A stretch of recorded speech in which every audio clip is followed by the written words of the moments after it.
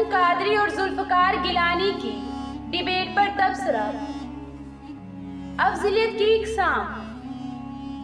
خالق کائنات نے علم والے کو افضل فرمایا ہے۔ خالق کائنات اور نبی اکرم کا محبوب مولا علی سرکار ایمان، محبت اور جان نثاری جنگ احد سے ذوالفقار گیلانی اور اس کے بابوں پر حد۔ ذوالفقار گیلانی اور ان کے بابوں کی گمراہی کو کیفر کردار تک پہنچایا، فرمان خدا اور فرمان رسول سے۔ پہلا پوائنٹ، یاسین قادری اور ذوالفقار گیلانی کی ڈیبیٹ پر تبصرہ۔ شروع کرتی ہوں خالق کائنات کے پاک نام سے، جس نے انسان کو ہر دور میں ہدایت دینے کا وعدہ کیا۔ میرا یہ ویلاگ یاسین قادری صاحب اور ذوالفقار گیلانی صاحب کے درمیان جو ڈیبیٹ ہوئی اس کی وضاحت کے لیے ہے۔ یاسین قادری صاحب نے مولا کائنات کی افضلیت کے ثبوت میں فرمان خدا اور فرمان رسول پیش کیے۔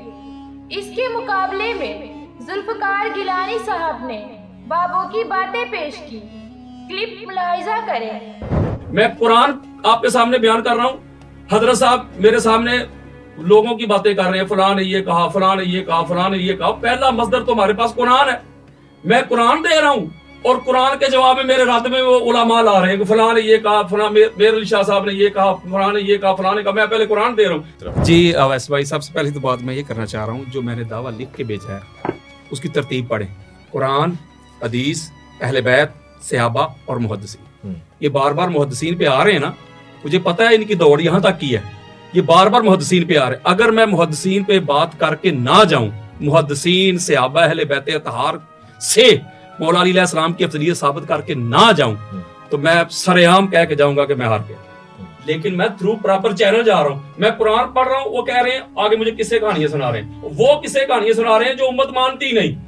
اس بزرگ نے یہ کیا، اس بزرگ حضور علیہ السلام نے کہا میرے دربار پہ آجو، ہاتھ باہر نکالا، یہ کیا وہ کیا۔ میں قرآن پڑھ رہا ہوں اور اس کے جواب میں کہانیاں دے رہے ہیں، فلاں مولوی صاحب نے یہ کیا، فلاں صوفی نے یہ کہا، فلاں صوفی نے یہ کہا۔ یہ ہے ان کا علمی معیار، قرآن کے مقابلے میں کہانیاں لا رہے ہیں۔ ذوالفقار گیلانی صاحب کو فرمان خدا اور فرمان رسول سے جواب دینا چاہیے تھا، جو وہ نہ دے سکا۔ لیکن جب علم کی ڈیبیٹ ہو تو جھوٹے مفروضے خود بخود بے نقاب ہو جاتے ہیں۔ اگرچہ ذوالفقار گیلانی صاحب کے پاس علم کم تھا، تاہم ان کے بڑے جن سے انہوں نے علم حاصل کیا وہ آتے اور یاسین قادری صاحب کے سامنے مضبوط دلائل پیش کرتے۔ لیکن ان کے بڑے بھی فرمان خدا اور فرمان رسول کے مقابلے میں اپنے مفروضے بیان کرتے، جیسے ذوالفقار گیلانی صاحب کر رہا تھا۔ بس ان کے پاس علم کی جگہ گمراہی ہے، اور جو ان کی گمراہی کو نہ مانے تو یہ لڑائی، دنگا فساد کرتے ہیں، جس کے ذریعے دوسروں کے موقف کو دبانے کی کوشش کرتے ہیں۔ انہوں نے یاسین قادری صاحب کے ساتھ بھی یہی عمل کیا اور انہیں کورٹ کچہری کے چکر لگانے پڑے۔ ان دونوں حضرات کے مناظرے سے ایک چیز ظاہر ہوئی کہ فرمان خدا اور فرمان رسول کے مقابلے میں بابوں کی باتیں پیش کی جا رہی ہیں، جو کہ سراسر گمراہی ہے، اور مسلمانوں کی کافی تعداد جو ذوالفقار گیلانی صاحب کے مسلک سے ہے، وہ فرمان خدا کے مقابلے میں اپنے بابوں کی باتوں پر یقین رکھتے ہیں۔ کاش بابوں کو چھوڑ کر فرمان خدا اور فرمان رسول پر ان کا ایمان ہوتا۔ میری یہ فکر سنیں۔ ارے فریبیو، ارے فریبیو، کرتے ہو تم اپنے بابوں کی بات قبول؟ یہ جھوٹے دعوے ہیں تمہارے، آتی اللہ و آتی رسول۔ تمہارے بابے جھوٹی چالوں سے گمراہ کر گئے اولاد آدم کو، جھوٹے جائیں گے جہنم میں، یہ ہے خالق کائنات کا اصول۔ بس فرمان خدا اور فرمان رسول کے مقابلے میں بابوں کی باتیں پیش کی جا رہی ہیں، جو کہ گمراہی ہے۔ گمراہی اور ہدایت پر چلنے والوں کی ابتدا کس طرح ہوتی ہے، میری اس بات سے سمجھیں۔ یوں تو مسلمان فرقوں میں بٹے ہوئے ہیں، जो एक दूसरे को काफिर काफिर कहते हैं। लेकिन बच्चे जब किसी मदरसे में दाखिला लेते हैं तो उस फिरके को हकीकत समझ लेते हैं। तालीम जैसे ही आगे बढ़ती है तो उनके फिरके की गुमराही उनके सामने आ जाती है। उनके पास दो रास्ते होते हैं, एक ये कि खालिक कायनात की हिदायत को अपनाएं और बाबों की गुमराही को छोड़ दें। दूसरी ये कि दोनों पर अमल करें, यानी खालिक कायनात और उसके रसूल की हिदायत पर भी अमल करते रहें और बाबों की गुमराही पर भी। जो अपने बाबों की गुमराही पर अमल करते हैं और उसको वैसे ही आगे मुंतकिल करते हैं तो उनके फिरके यानी मसलक वाले उनकी मस्जिद और मदरसे में मदद करते हैं, जिसकी वजह से उनको मुश्किलात का सामना नहीं करना पड़ता और लोग उन्हें किसी किस्म की तकलीफ नहीं देते। ये तमाम सहूलतें हासिल करने के लिए उन्हें अपने बाबों की गुमराही को दीने खुदा बनाकर सुनाना पड़ता है। ये है अपने फिरके पर कायम रहने वालों की बात। अब अपने बाबों की गुमराही को तर्क करने वालों के बारे में सुने कि उनको किन मुश्किलात का सामना करना पड़ता है। सबसे पहले तो उनके फिरके वाले उनको अपने इदारों से निकाल देते हैं, जिसकी वजह से उन्हें कहीं भी मदरसा या मस्जिद खोलने की इजाजत नहीं दी जाती। माली मुश्किलात का सामना करना पड़ता है। फिर उसी फिरके के लोग उन्हें तकलीफ देने में कोई कसर नहीं छोड़ते। ऐसे ही जब यासिन कादरी साहब ने फरमाने खुदा और फरमाने रसूल का रास्ता अपनाया तो सबसे पहले उनके इदारे वालों ने इन्हें निकाल दिया, जो कि ताहिरुल कादरी का इदारा मिनहाजुल कुरान है। हालांकि यासिन कादरी साहब ने अपनी तालीम भी इसी इदारे से हासिल की है। अब उस इदारे की तालीम और यासिन कादरी साहब के दरमियान एक फिक्र की बड़ी दीवार खड़ी हो गई। दीवार के एक तरफ यासिन कादरी साहब हैं और दूसरी तरफ मिनहाजुल कुरान का इदारा। जिस तरफ यासिन कादरी साहब हैं वहाँ है फर्मा बरदारी करो अल्लाह की और अल्लाह के रसूल की, और जिस तरफ मिनहाजुल कुरान का इदारा है वहाँ है फर्मा बरदारी करो बाबों के मफरूजों की, चाहे फरमाने खुदा और फरमाने रसूल को रद्द ही क्यों न करना पड़े। इन इदारों और अहले सुन्नत जमात का नारा लगाने वालों की हकीकत उस वक्त सामने आई जब एक ही फिरका अहले सुन्नत जमात के दो फ्रीकैन का एक दूसरे से मनाजरा हुआ। इन गुमराह लोगों ने अवामुन नास की अक्लों पर गुमराही के इतने पर्दे डाल दिए हैं कि अगर कोई फरमाने खुदा और फरमाने रसूल से बात करे तो अपनी जहालत को छुपाने के लिए ये कहकर अवामुन नास को गुमराह करते हैं कि ये शिया हैं। हकीकत तो ये है कि अगर किसी फिरके या मसलक के बुजुर्ग से सवाल किया जाए कि फरमाने खुदा और फरमाने रसूल को छोड़कर बाबों की बात मानना कैसा है, तो ये खुद हजारों दफा तौबा तौबा करेंगे और कहेंगे जिसका ये नजरिया है वो काफिर है और उसके साथ बैठना भी मत। बस हजारों साल से औलादे आदम फिरका वारियत में तकसीम होकर हकीकत से दूर हैं। हालांकि हकीकत सिर्फ फरमाने खुदा और फरमाने रसूल है, बाकी सब गुमराही है। मेरी ये वजाहत हिदायत और गुमराही के दरमियान फर्क वाज़े करने के लिए है ताकि औलादे आदम अपने आप को खालिक कायनात के गज़ब से बचा लें। मनाज़रे में जुल्फ़कार गिलानी साहब ने यासिन कादरी साहब से कहा कि आप इन बाबों पर हद लगाएं जिन्होंने मौलाए कायनात पर शिखैन को अफजलियत दी। क्लिप मुलाहिजा करें। अब यहाँ पर मेरा सबसे पहला सवाल अल्लामा साहब से ये है कि अगर मौला हैदर कर्रार की जो अफजलियत है वो कुरान से साबित है, तमाम के तमाम उलमा चाहे वो मुहद्दिसीन हो, चाहे मुफस्सिरीन हो, चाहे मुतकल्लिमीन हो, चाहे उसूलियीन हो, चाहे फुकाहा हो, पहला सवाल ये है कि कुरान का ये अगर हुक्म है, आप कह रहे हैं जी कुरान से साबित है, तो जो चीज कुरान से साबित है उसका इनकार करना नस का इनकार करना है। अब जो आदमी नस का इनकार करेगा उस पर हुक्म शरी क्या लगेगा? मैंने आपके तवस्सुत से नहीं, मैंने इनसे डायरेक्ट ये कहा था कि आप इस पर हुक्म लगा दें। मेरे पास व्हाट्सएप पर इनकी चैट मौजूद है, इन्होंने कहा मैं हुक्म नहीं लगाता। वो एक अलग बात मौजूद है कि इन्होंने जब मुझे मुखातब किया मादरत के साथ अपनी गुफ्तगू के अंदर मुखातब करते हुए इन्होंने मुझे ये कहा नस्बी। میں یہاں پر ان کی ٹرم میں ان سے یہ سوال یہاں چھوڑتا ہوا جاؤں گا کہ ناسبی کیا اہل سنت ہوتے ہیں؟ ایک طرف آپ کہتے ہیں کہ دعویٰ، دوسری بات میں دعوے پر حکم نہیں لگاتا. دوسرا میرا سوال یہاں یہ ہے آپ کے دعوے پر آپ کہتے ہیں کہ احادیث سے بھی ثابت ہے، نبی پاک صلی اللہ تعالی علیہ وسلم کی احادیث سے ثابت ہے. بات اصول پر ہوگی. پہلا سوال قرآن کا انکار کیا ہے، دوسرا سوال یہ کہ احادیث طیبات کا انکار کیا ہے. پھر اس کے بعد نمبر 3 اہل بیت اطہار جو ہمارے ایمان کا جزو ہیں اور جن کو ہم اپنے ایمان کا حصہ سمجھتے ہیں. آپ نے کہا کہ جی ان کے دلائل سے بھی افضلیت مولا حیدر کرار کرم اللہ تعالی کریم ثابت ہے، اور آپ اس کے انکاری پر حکم نہیں لگا رہے، آپ اس کے انکاری پر حکم لگائیں گے. نمبر 3 یہ کہ آپ نے کہا کہ صحابہ کرام رضوان اللہ تعالی علیہم اجمعین سے بھی ثابت ہے. پھر صحابہ میں سرکار صدیق اکبر سے لے کر آخری صحابی تک سارے کے سارے صحابہ آتے ہیں جن کے بارے میں قرآن کہتا ہے کہ وَكُلًّا وَعَدَ اللَّهُ الْحُسْنَى، جن کے بارے میں قرآن کہتا ہے کہ الف لام میم ذالک الکتاب لا ریب فیہ ھدی للمتقین الذین یؤمنون بالغیب ویقیمون الصلاۃ ومما رزقناہم ینفقون والذین یؤمنون بما انزل الیک وما انزل من قبلک وبالآخرۃ هم یوقنون اولئک علی ھدی من ربہم واولئک هم المفلحون، جن کے بارے میں قرآن کہتا ہے کہ محمد الرسول اللہ والذین معہ اشداء علی الکفار رحماء بینہم، یہ وہی صحابہ ہیں جن کے بارے میں قرآن کہتا ہے الا ان حزب اللہ، یہ اللہ کی جماعت ہے. اللہ کی جماعت کا جو آپ کہہ رہے ہیں کہ ان سے یہ حکم ثابت ہے، تو میں یہاں پر یاسین قادری صاحب سے پوچھنے میں حق بجانب تو ہوں کہ جو اللہ کی جماعت کے فیصلے کا انکار کر رہا ہے وہ کہتے ہیں کہ جی افضلیت علی، آپ کہتے ہیں کہ جی ان کے جو ہے وہ ان کے دلائل سے ثابت ہے، ان کا انکار کرنے والے پر حکم شرعی آپ کیوں نہیں لگا رہے؟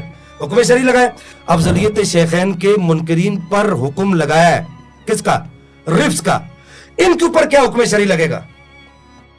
آپ مناظرہ دیکھ سکتے ہیں کہ یاسین قادری صاحب نے حد نہیں لگائی، اور نتیجہ نہ نکلنے کی صورت میں سننے والوں کو اس سے کوئی علمی فائدہ حاصل نہ ہو سکا، بلکہ ملک میں فساد برپا رہا اور یاسین قادری صاحب کو کورٹ کچہری کے چکر لگانے پڑے. حقیقت تو یہ ہے کہ ان دونوں حضرات کے درمیان جو گفتگو ہوئی اس کا فیصلہ 1400 سال پہلے ہو چکا تھا. ذوالفقار گیلانی صاحب اور ان کے بڑوں کا عمل یہود و نصارہ والا ہے اور خود کو مسلمان کہلواتے ہیں، جو میں اس ویلوگ میں فرمان خدا اور فرمان رسول سے سنا دوں گی. یاسین قادری صاحب اگر خالق کائنات اور اس کے رسول کا یہ فیصلہ سنا دیتے تو ذوالفقار گیلانی صاحب بار بار حد لگانے کی بات نہ کرتے. اس فیصلے کے سامنے آ جانے سے یاسین قادری صاحب 100% سچے اور ذوالفقار گیلانی صاحب 100% جھوٹے ثابت ہوتے. حقیقت تو یہ ہے کہ خالق کائنات اور نبی اکرم نے مولا علی سرکار کو سب اصحاب کا ہادی مقرر فرمایا، جو آپ بھی لوگ فرمانے خدا اور فرمانے رسول ہمارے علم کے وارث مولائے کائنات ہیں. میں دیکھ سکتے ہیں اب سننے والے میری گفتگو کو سن کر یہ اندازہ بھی لگا سکتے ہیں کہ میں یاسین قادری صاحب کی طرفداری کر رہی ہوں.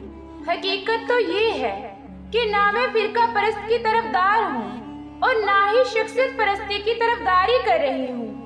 میں اپنے ایمان کے مطابق خالق کائنات اور اس کے رسول کے فرمان کی گواہی دے رہی ہوں، کیونکہ یاسین قادری صاحب نے خالق کائنات اور اس کے رسول کے فرمان پیش کیے، جبکہ ذوالفقار گیلانی صاحب نے اپنے بابوں کے مفروضے اور فرمان خدا کے مطابق میرے ایمان کا تقاضا ہے کہ سچ کی گواہی کو مت چھپاؤ. حالانکہ مسلمانوں کا فرمان خدا اور فرمان رسول پر ایمان ہونا چاہیے، نہ کہ بابوں کے مفروضوں پر. دوسرا پوائنٹ، افضلیت کی اقسام. افضلیت 3 اقسام کی ہیں. 2 اقسام حقیقت پر مبنی ہوتی ہیں اور ایک شخصیت پرستی پر. پہلی افضلیت یہ خالق کائنات کی عطا کردہ ہوتی ہے. خالق کائنات کا علم جس برگزیدہ بندے کے پاس ہو اس میں بے شمار صفتیں ہوتی ہیں.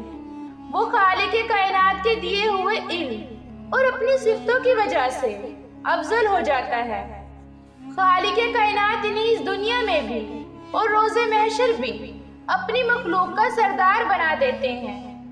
یہی افضلیت خالق کائنات نے نبی اکرم کو دی، اور نبی اکرم نے فرمایا جو علم میرے پاس ہے وہی مولا علی سرکار کے پاس ہے، اور مولا علی سرکار نفس رسول ہیں۔ دوسری افضلیت عوام الناس دیتی ہے، جو انسانوں کے ساتھ حسن سلوک کرنے سے حاصل ہوتی ہے، اور یہ افضلیت خالق کائنات کے عذاب سے بچانے میں مدد دیتی ہے۔ آپ نے افضلیت کی 2 اقسام سن لی، ایک خالق کائنات کی عطا کردہ، دوسری اپنے نیک عمل کی وجہ سے لوگوں میں معزز ہونا۔ ان دونوں میں اتنا فرق ہے کہ خالق کائنات کی دی ہوئی افضلیت سورج کی مانند ہے، اور اچھے عمل کی افضلیت چراغ کی مانند۔ جیسے کہ نبیوں کا تعلق معرفت خدا سے ہوتا ہے، یہ افضلیت سورج کی مانند ہے، اور جو حسن سلوک کرتا ہے اس کی افضلیت چراغ کی مانند ہوتی ہے، جس کی مثال حاتم طائی اور آج کے دور میں عبدالستار ایدی ہیں۔ اب افضلیت کی تیسری قسم سنیں، یہ حاکمیت پیسہ اور شخصیت پرستی کی بنا پر حاصل کی جاتی ہے۔ اس کی خالق کائنات کی بارگاہ میں کوئی حیثیت نہیں ہوتی، بلکہ حاکمیت پیسہ اور شخصیت پرستی کی بنا پر خود کو افضل کہلوانے والے اور کہنے والے دونوں گمراہ ہوتے ہیں۔ آپ کو بخوبی سمجھ آ گئی کہ افضلیت صرف اور صرف خالق کائنات کے دیے ہوئے علم کی بنا پر ہوتی ہے۔ عالم کا خالق کائنات اور اس کے رسول پر پختہ ایمان ہوتا ہے، اس کو اپنی جان اور مال سے زیادہ خالق کائنات اور اس کے رسول سے محبت ہوتی ہے۔ اس کی محبت اس کی جان نثاری سے ظاہر ہوتی ہے۔ اسی بات کو میری اس فکر سے سنیں، جس میں صفتیں یہ ہوں: علم، ایمان، محبت اور جان نثاری، اس برگزیدہ بندے کی ہر ادا لگتی ہے خالق کائنات کو پیاری۔ تیسرا پوائنٹ، خالق کائنات نے علم والے کو افضل فرمایا۔ سب سے پہلے افضلیت کا معیار علم ہے، تو علم کو خالق کائنات کے فرمان سے سمجھے۔ سورۃ فاتر آیت نمبر 44، وہ بڑے علم والا، بڑی قدرت والا ہے۔ یوں تو خالق کائنات کی بے شمار صفتیں ہیں، لیکن خالق کائنات نے اس آیت میں علم اور قدرت کا ذکر کیا، یعنی علم اور طاقت۔ علم خالق کائنات کی صفت ہے، اور خالق کائنات نے اپنی یہ صفت ہر اس انسان کو جو خالق کائنات اور اس کے ہادی کی اطاعت کرتا ہے دینے کا وعدہ فرمایا۔ اور خالق کائنات نے اس علم کی افضلیت اتنی بلند رکھی کہ خالق کائنات کی کوئی مخلوق علم والے کے برابر نہیں ہو سکتی۔ خالق کائنات نے نبی اکرم کو علم سے نوازا، اور یہی علم نبی اکرم نے مولا علی سرکار کو دیا اور فرمایا۔ مستدرک حدیث نمبر 4637، حضرت عبداللہ بن عباس فرماتے ہیں، نبی اکرم نے ارشاد فرمایا، میں علم کا شہر ہوں، مولا علی سرکار اس کا دروازہ ہے، اس لیے جو شہر میں آنا چاہے وہ دروازے سے آئے۔ اب نبی اکرم سے کسی کو افضل کہنا خالق کائنات کے دیے ہوئے علم کی توہین ہے، اور نبی اکرم کی بھی توہین ہے۔ ایسے مولا کائنات پر کسی کو افضلیت دینا اس علم کی توہین ہے جو خالق کائنات نے نبی اکرم کو دیا، اور نبی اکرم نے مولا علی سرکار کو، اسی طرح خالق کائنات نے مولا علی سرکار کو نفس رسول بھی قرار دیا۔ فرمان خدا سے سنیں، سورۃ آل عمران آیت نمبر 61، اس لیے جو شخص آپ کے پاس اس علم کے آ جانے کے بعد بھی آپ سے اس میں جھگڑے تو آپ کہہ دیں کہ آؤ ہم تم اپنے اپنے فرزندوں کو اور ہم تم اپنی اپنی عورتوں کو اور ہم تم خاص اپنی اپنی جانوں کو بلا لیں، پھر ہم عاجزی کے ساتھ التجا کریں اور جھوٹوں پر اللہ کی لعنت ڈالیں۔ اس آیت میں خالق کائنات نے مولا کائنات کو نفس رسول فرمایا۔ بس مولا کائنات پر کسی کو افضلیت دینا خالق کائنات کی نافرمانی ہے اور نبی اکرم کی توہین ہے، کیونکہ خالق کائنات نے مولا علی سرکار کو نفس رسول فرمایا ہے۔ اب اس علم کی افضلیت کے آگے دوسری چیزوں کی حقیقت فرمانے خدا سے سنیں، یعنی جان، رشتہ اور مال۔ سورۃ نساء آیت نمبر 95۔ اپنی جانوں اور مالوں سے خدا کی راہ میں جہاد کرنے والے مومن اور بغیر عذر کے بیٹھ رہنے والے مومن برابر نہیں۔ اپنے مالوں اور اپنی جانوں سے جہاد کرنے والوں کو بیٹھ رہنے والوں پر اللہ تعالیٰ نے درجوں میں بہت فضیلت دے رکھی ہے۔ آپ نے فرمانے خدا سن لیا کہ خالق کائنات کی بارگاہ میں مومن افضل ہیں جو جہاد کو پسند کرتے ہیں، یعنی خالق کائنات جہاد کرنے والوں کو افضل فرما رہے ہیں، کیونکہ ہر نبی نے خالق کائنات کے علم کو اولاد آدم تک پہنچانے کے لیے اپنی جان، مال اور اولاد کو بھی قربان کر دیا۔ تو علم پر قربان ہونے والی چیزیں علم سے کیسے افضل ہو سکتی ہیں؟ علم کی افضلیت نبی اکرم کے فرمان سے سنیں۔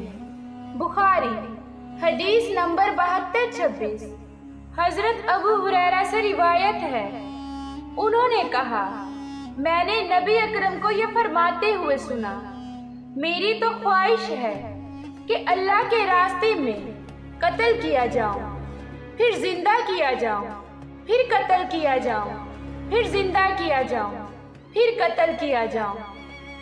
نبی اکرم کے اس فرمان میں خالق کائنات کے علم کی افضلیت بیان ہو رہی ہے۔ خود نبی اکرم فرما رہے ہیں کہ اس علم کو لوگوں تک پہنچانے کے لیے مجھے بار بار شہید کیا جائے تو پھر بھی میری تمنا یہ ہوگی کہ مجھے دوبارہ زندہ کر کے شہید کیا جائے۔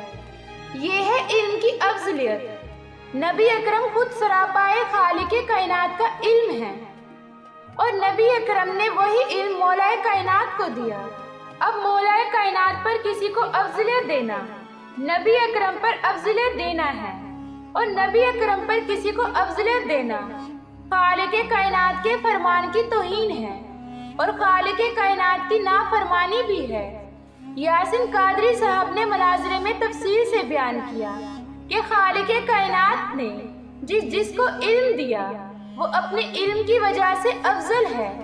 اگر ان فرمانوں پر میں مزید بات کروں تو ویلوگ بڑا ہو جائے گا۔ میں یہاں یہ بھی بتاتے چلوں، اگر نبیوں نے خالق کائنات کا علم لوگوں تک پہنچانے سے انکار کیا تو خالق کائنات نے ان کو سزا دی۔ اس کا ثبوت فرمانے خدا سے سنیں۔ سورۃ صفات آیات نمبر 139 تک 144۔ اور باتحقیق یونس نبیوں میں سے تھے، جب بھاگ پہنچے بھری کشتی پر پھر قرعہ اندازی ہوئی تو یہ مغلوب ہو گئے، تو پھر انہیں مچھلی نے نگل لیا اور وہ خود اپنے آپ کو ملامت کرنے لگ گئے۔ بس اگر یہ باقی بیان کرنے والوں میں سے نہ ہوتے تو مردے جلائے جائیں، اس دن تک اس کے پیٹ میں ہی رہتے۔ خالق کائنات فرما رہے ہیں وہ باقی بیان کرنے والوں میں سے نہ ہوتے، یعنی اللہ کا پاک کلام بیان کرنے والے نہ ہوتے تو روز محشر تک مچھلی کے پیٹ میں رہتے۔ یہ ہے علم کی افضلیت کہ علم دنیاوی مصیبت سے بھی نجات دلاتا ہے اور خالق کائنات کی بارگاہ میں افضل بناتا ہے۔ دوسرا ثبوت سنیں۔ سورۃ اعراف آیات نمبر 175 تا 176۔ اور ان لوگوں کو اس شخص کا حال پڑھ کر سنائیے کہ جس کو ہم نے اپنی آیتیں دی، پھر وہ ان سے بالکل ہی نکل گیا، پھر شیطان اس کے پیچھے لگ گیا، سو وہ گمراہ لوگوں میں شامل ہو گیا۔ اور اگر ہم چاہتے تو اس کو ان آیتوں کی بدولت بلند مرتبہ کر دیتے۔ آپ نے سورت اعراف آیات نمبر 175 تا 176 سے بلعام بن بورا کا ذکر سن لیا کہ خالق کائنات نے فرمایا میں نے اسے علم دیا لیکن وہ دنیا کی خواہشوں میں بڑھ گیا، اور خالق کائنات فرما رہے ہیں کہ اگر ہم چاہتے تو اس کو ان آیتوں کی بدولت بلند مرتبہ کر دیتے۔ بلعام بن بورا نے علم کو چھوڑا اور ہلاک ہو گیا۔ اس سے معلوم ہوا کہ خالق کائنات کی بارگاہ میں علم والا سب سے افضل ہے۔ یاسین قادری صاحب بھی تو یہی کہہ رہے ہیں کہ جس کے پاس خالق کائنات کا علم ہوتا ہے وہی افضل ہوتا ہے۔ ذوالفقار گیلانی صاحب اور اس کے بڑے یاسین قادری صاحب کی بات نہیں مانتے تو نہ مانیں، لیکن حضرت عمر کی بات ہی مان لیں، کیونکہ وہ خود اقرار کر رہے ہیں کہ اگر مولا علی سرکار نہ ہوتے تو میں ہلاک ہو جاتا، یعنی مولا علی سرکار کے علم نے حضرت عمر کو ہلاک ہونے سے بچا لیا۔ یہ روایت ملاحظہ کریں۔ کتاب الاستیاب فی معرفت الاصحاب جلد 1 صفحہ نمبر 1103۔ انہوں نے سعید بن مسیب سے روایت کیا، وہ کہتے ہیں کہ حضرت عمر کہا کرتے تھے میں اللہ کی پناہ مانگتا ہوں ایسے مشکل مسئلے سے جس کے حل کے لیے ابو حسن نہ ہو۔ اور عمر نے اس پاگل عورت کے بارے میں بھی یہی کہا تھا جس کو انہوں نے رجم کرنے کا حکم دیا تھا، اور اس عورت کے بارے میں بھی جس نے 6 ماہ میں بچہ جنم دیا تھا، تو عمر نے اسے رجم کرنے کا ارادہ کیا۔ تب مولا علی نے ان سے فرمایا بے شک اللہ تعالیٰ فرماتا ہے اور اس کے حمل اور دودھ چھڑانے کی مدت 30 ماہ ہے، اور مولا علی نے عمر سے فرمایا بے شک اللہ نے پاگل سے قلم اٹھا لیا ہے۔ چنانچہ عمر کہا کرتے تھے اگر مولا علی نہ ہوتے تو عمر ہلاک ہو جاتا۔ آپ نے روایت میں سنا کہ حضرت عمر ایک پاگل عورت پر حد لگا کر اسے سنسار کر رہے تھے، جس پر مولا کائنات نے اس عورت کو بچا لیا اور فرمایا کہ تمہیں علم ہونا چاہیے کہ پاگل سے قلم اٹھا لیا گیا ہے، جس پر حضرت عمر نے فرمایا مولا کائنات نہ ہوتے تو میں ہلاک ہو جاتا۔ شریعت کے بارے میں بھی سن لیا کہ حضرت عمر کو اتنا بھی معلوم نہ تھا کہ پاگل پر شریعت کے اعتبار سے حد نہیں لگتی۔ اب دین خدا اور حدیث رسول کا حضرت عمر کو کتنا علم تھا، فرمانے خدا اور فرمانے رسول سے سنیں۔ سورت نساء آیت نمبر 43۔ اے ایمان والو، جب تم نشے میں مست ہو نماز کے قریب بھی نہ جاؤ جب تک کہ اپنی بات کو سمجھنے نہ لگو، اور جنابت کی حالت میں جب تک کہ غسل نہ کر لو۔ ہاں، اگر راہ چلتے گزر جانے والے ہو تو اور بات ہے، اور اگر تم بیمار ہو یا سفر میں ہو یا تم میں سے کوئی قضائے حاجت سے آیا ہو یا تم نے عورتوں سے مباشرت کی ہو اور تمہیں پانی نہ ملے تو پاک مٹی کا قصد کرو اور اپنے منہ اور اپنے ہاتھ مل لو، بے شک اللہ تعالیٰ معاف کرنے والا بخشنے والا ہے۔ مسلم حدیث نمبر 820۔ سعید بن عبد الرحمن بن افضل سے، اور انہوں نے اپنے والد سے روایت کی کہ ایک آدمی حضرت عمر کے پاس آیا اور پوچھا میں جنبی ہو گیا ہوں اور مجھے پانی نہیں ملا، تو انہوں نے جواب دیا نماز نہ پڑھ۔ اس پر حضرت عمار نے کہا امیر المومنین، کیا آپ کو یاد نہیں جب میں اور آپ ایک فوجی دستے میں تھے تو ہم جنبی ہو گئے اور ہمیں پانی نہ ملا تو آپ نے نماز نہ پڑھی اور میں مٹی میں لوٹ پوٹ ہو گیا اور نماز پڑھ لی، تو نبی اکرم نے فرمایا تمہارے لیے بس اتنا ہی کافی تھا کہ اپنے دونوں ہاتھ زمین پر مارتے، پھر ان میں پھونک مار کر ان دونوں سے اپنے چہرے اور اپنی ہتھیلیوں کا مسح کر لیتے۔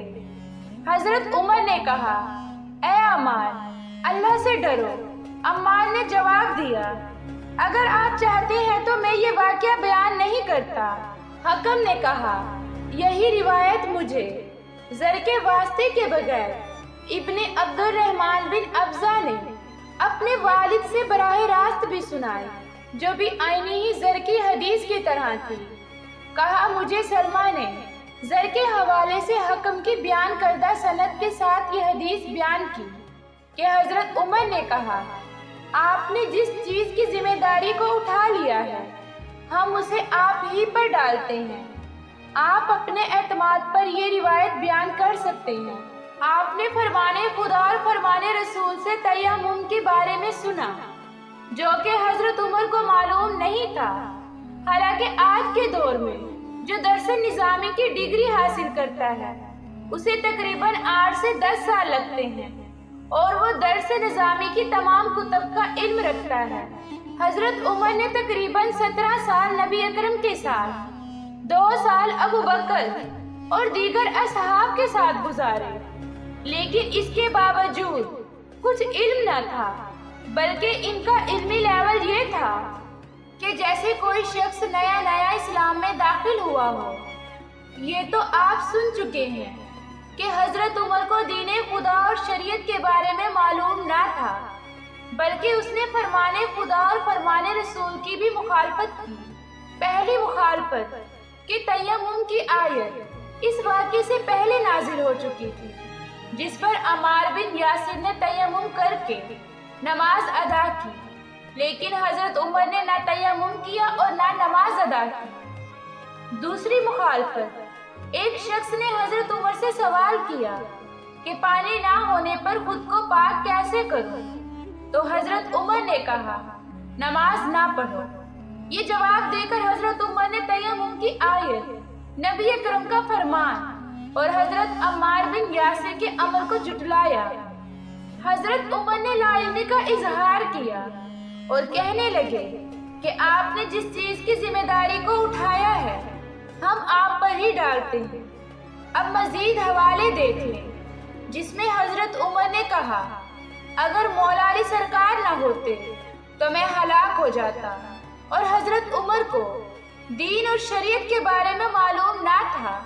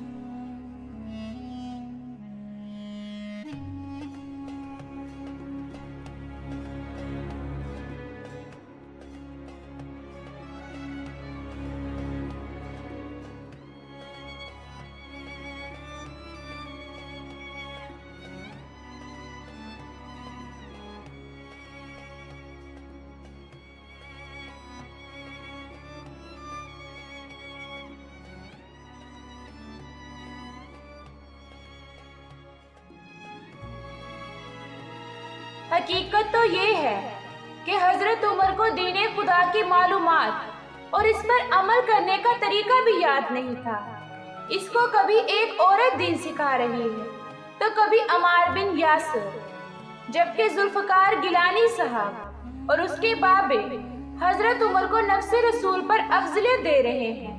یہ ایسا کر سکتے ہیں کیونکہ آپ نے سن لیا کہ حضرت عمر کے پاس علم کا فقدان تھا اور ذوالفقار گیلانی صاحب اور اس کے بابوں کے پاس بھی علم کا فقدان ہے۔ اب اگر کوئی مجھ پر اعتراض کرے کہ میں نے کہا کہ حضرت عمر کے پاس علم کا فقدان تھا، تو حضرت عمر خود اقرار کر رہے ہیں کہ مولا علی سرکار نہ ہوتے تو میں ہلاک ہو جاتا۔ اس سے ظاہر ہوا کہ حضرت عمر علم نہ ہونے کی وجہ سے ہلاک ہو رہے تھے۔ یہ ہے مولا علی سرکار کے علم کی افضلیت اور حضرت عمر کا علم نہ ہونے کا اعتراف۔ اب میں علم والے کی افضلیت فرمان خدا سے بیان کرتی ہوں۔ سورۃ زمر آیت نمبر 9، بتلاؤ تو علم والے اور بے علم کیا برابر کے ہیں؟ یقیناً نصیحت وہی حاصل کرتے ہیں جو عقل مند ہوں۔ حضرت عمر خود مولا کائنات کے علم کی وجہ سے ہلاک ہونے سے بچ گئے اور خود اللہ تعالیٰ نے علم والے کی افضلیت بھی بیان کی۔ بس پھر خالق کائنات فرماتے ہیں کہ نصیحت تو وہی حاصل کرتے ہیں جو عقل مند ہوں۔ خالق کائنات کے اس فرمان سے ثابت ہوا کہ ذوالفقار گیلانی صاحب اور اس کے بڑوں کا عقل سے کوئی تعلق ہی نہیں۔ اگر ہوتا تو یاسین قادری صاحب نے جو فرمان خدا اور فرمان رسول بیان کیے، ذوالفقار گیلانی صاحب اور اس کے بڑے نصیحت حاصل کرتے۔ بس ان کی جہالت نے ان کے اندر یہ دو صفتیں پیدا ہونے ہی نہیں دی، ایک عقل اور دوسری نصیحت حاصل کرنا۔ اب جو مولا کائنات پر کسی کو افضلیت دیتے ہیں، ان کی عقل پر تعجب کیا جا سکتا ہے، اور ان پر بھی جنہوں نے ان کو اپنا رہبر بنایا ہوا ہے۔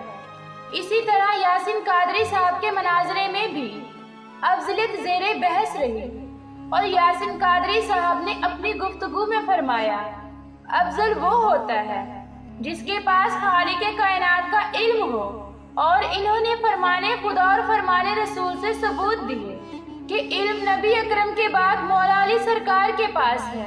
یوں علم میں مولا علی سرکار افضل ہیں اور نفس رسول بھی مولا علی سرکار ہیں۔ اب مولا علی سرکار پر کسی کو افضل کہنا نبی اکرم پر افضل کہنے کے برابر ہے، اور نبی اکرم سے کسی کو افضل کہنا خالق کائنات کے علم سے افضل کہنے کے برابر ہے، اور جو کہے گا وہ گمراہ ہے۔ آپ نے سن لیا کہ خالق کائنات اور نبی اکرم نے علم میں مولا کائنات کو افضل فرمایا۔ چوتھا پوائنٹ، خالق کائنات اور نبی اکرم کا محبوب مولا علی سرکار۔ اب دیکھیں ایمان، جانثاری اور محبت میں کون افضل ہے؟ مولا کائنات افضل ہے یا شیخین؟ اس بات کا آغاز میں بھائی محمد علی کے کلپ سے کرتی ہوں، اور اس کا نتیجہ آپ جنگ احد میں دیکھ لیں۔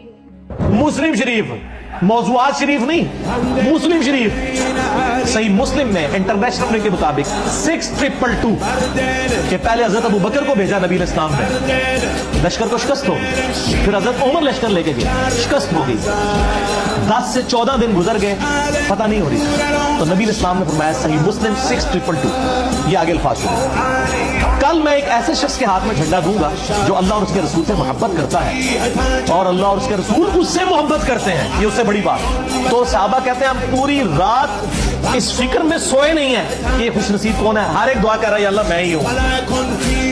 اور ابو ہریرہ کہتے ہیں حضرت عمر مجھے اکثر کہا کرتے تھے کہ یہ پہلا موقع تھا کہ مجھے بھی خواہش ہوئی کہ نبی علیہ السلام وہ جھنڈا میرے ہاتھ میں دے، مجھے کبھی حکمرانی کی تمنا نہیں تھی۔ سیدنا عمر کہتے ہیں لیکن نبی علیہ السلام نے صبح مجھے نہیں بلایا، علی ابن ابی طالب کو بلایا، مجھے علی پر رشک رہے گا۔ اور جامع ترمذی میں ایک اور حدیث ہے جو حدیث کی ایٹ لیسٹ 30 کے قریب اسناد موجود ہیں مختلف کتابوں کے اندر، اور بڑی مشہور حدیث ہے، اسے حدیث طائر کہا جاتا ہے، پرندے والی حدیث۔ جو नासबियों के गले में अटकती है। मिशकात के अंदर मौजूद है मौला अली के फजाइल वाले चैप्टर में।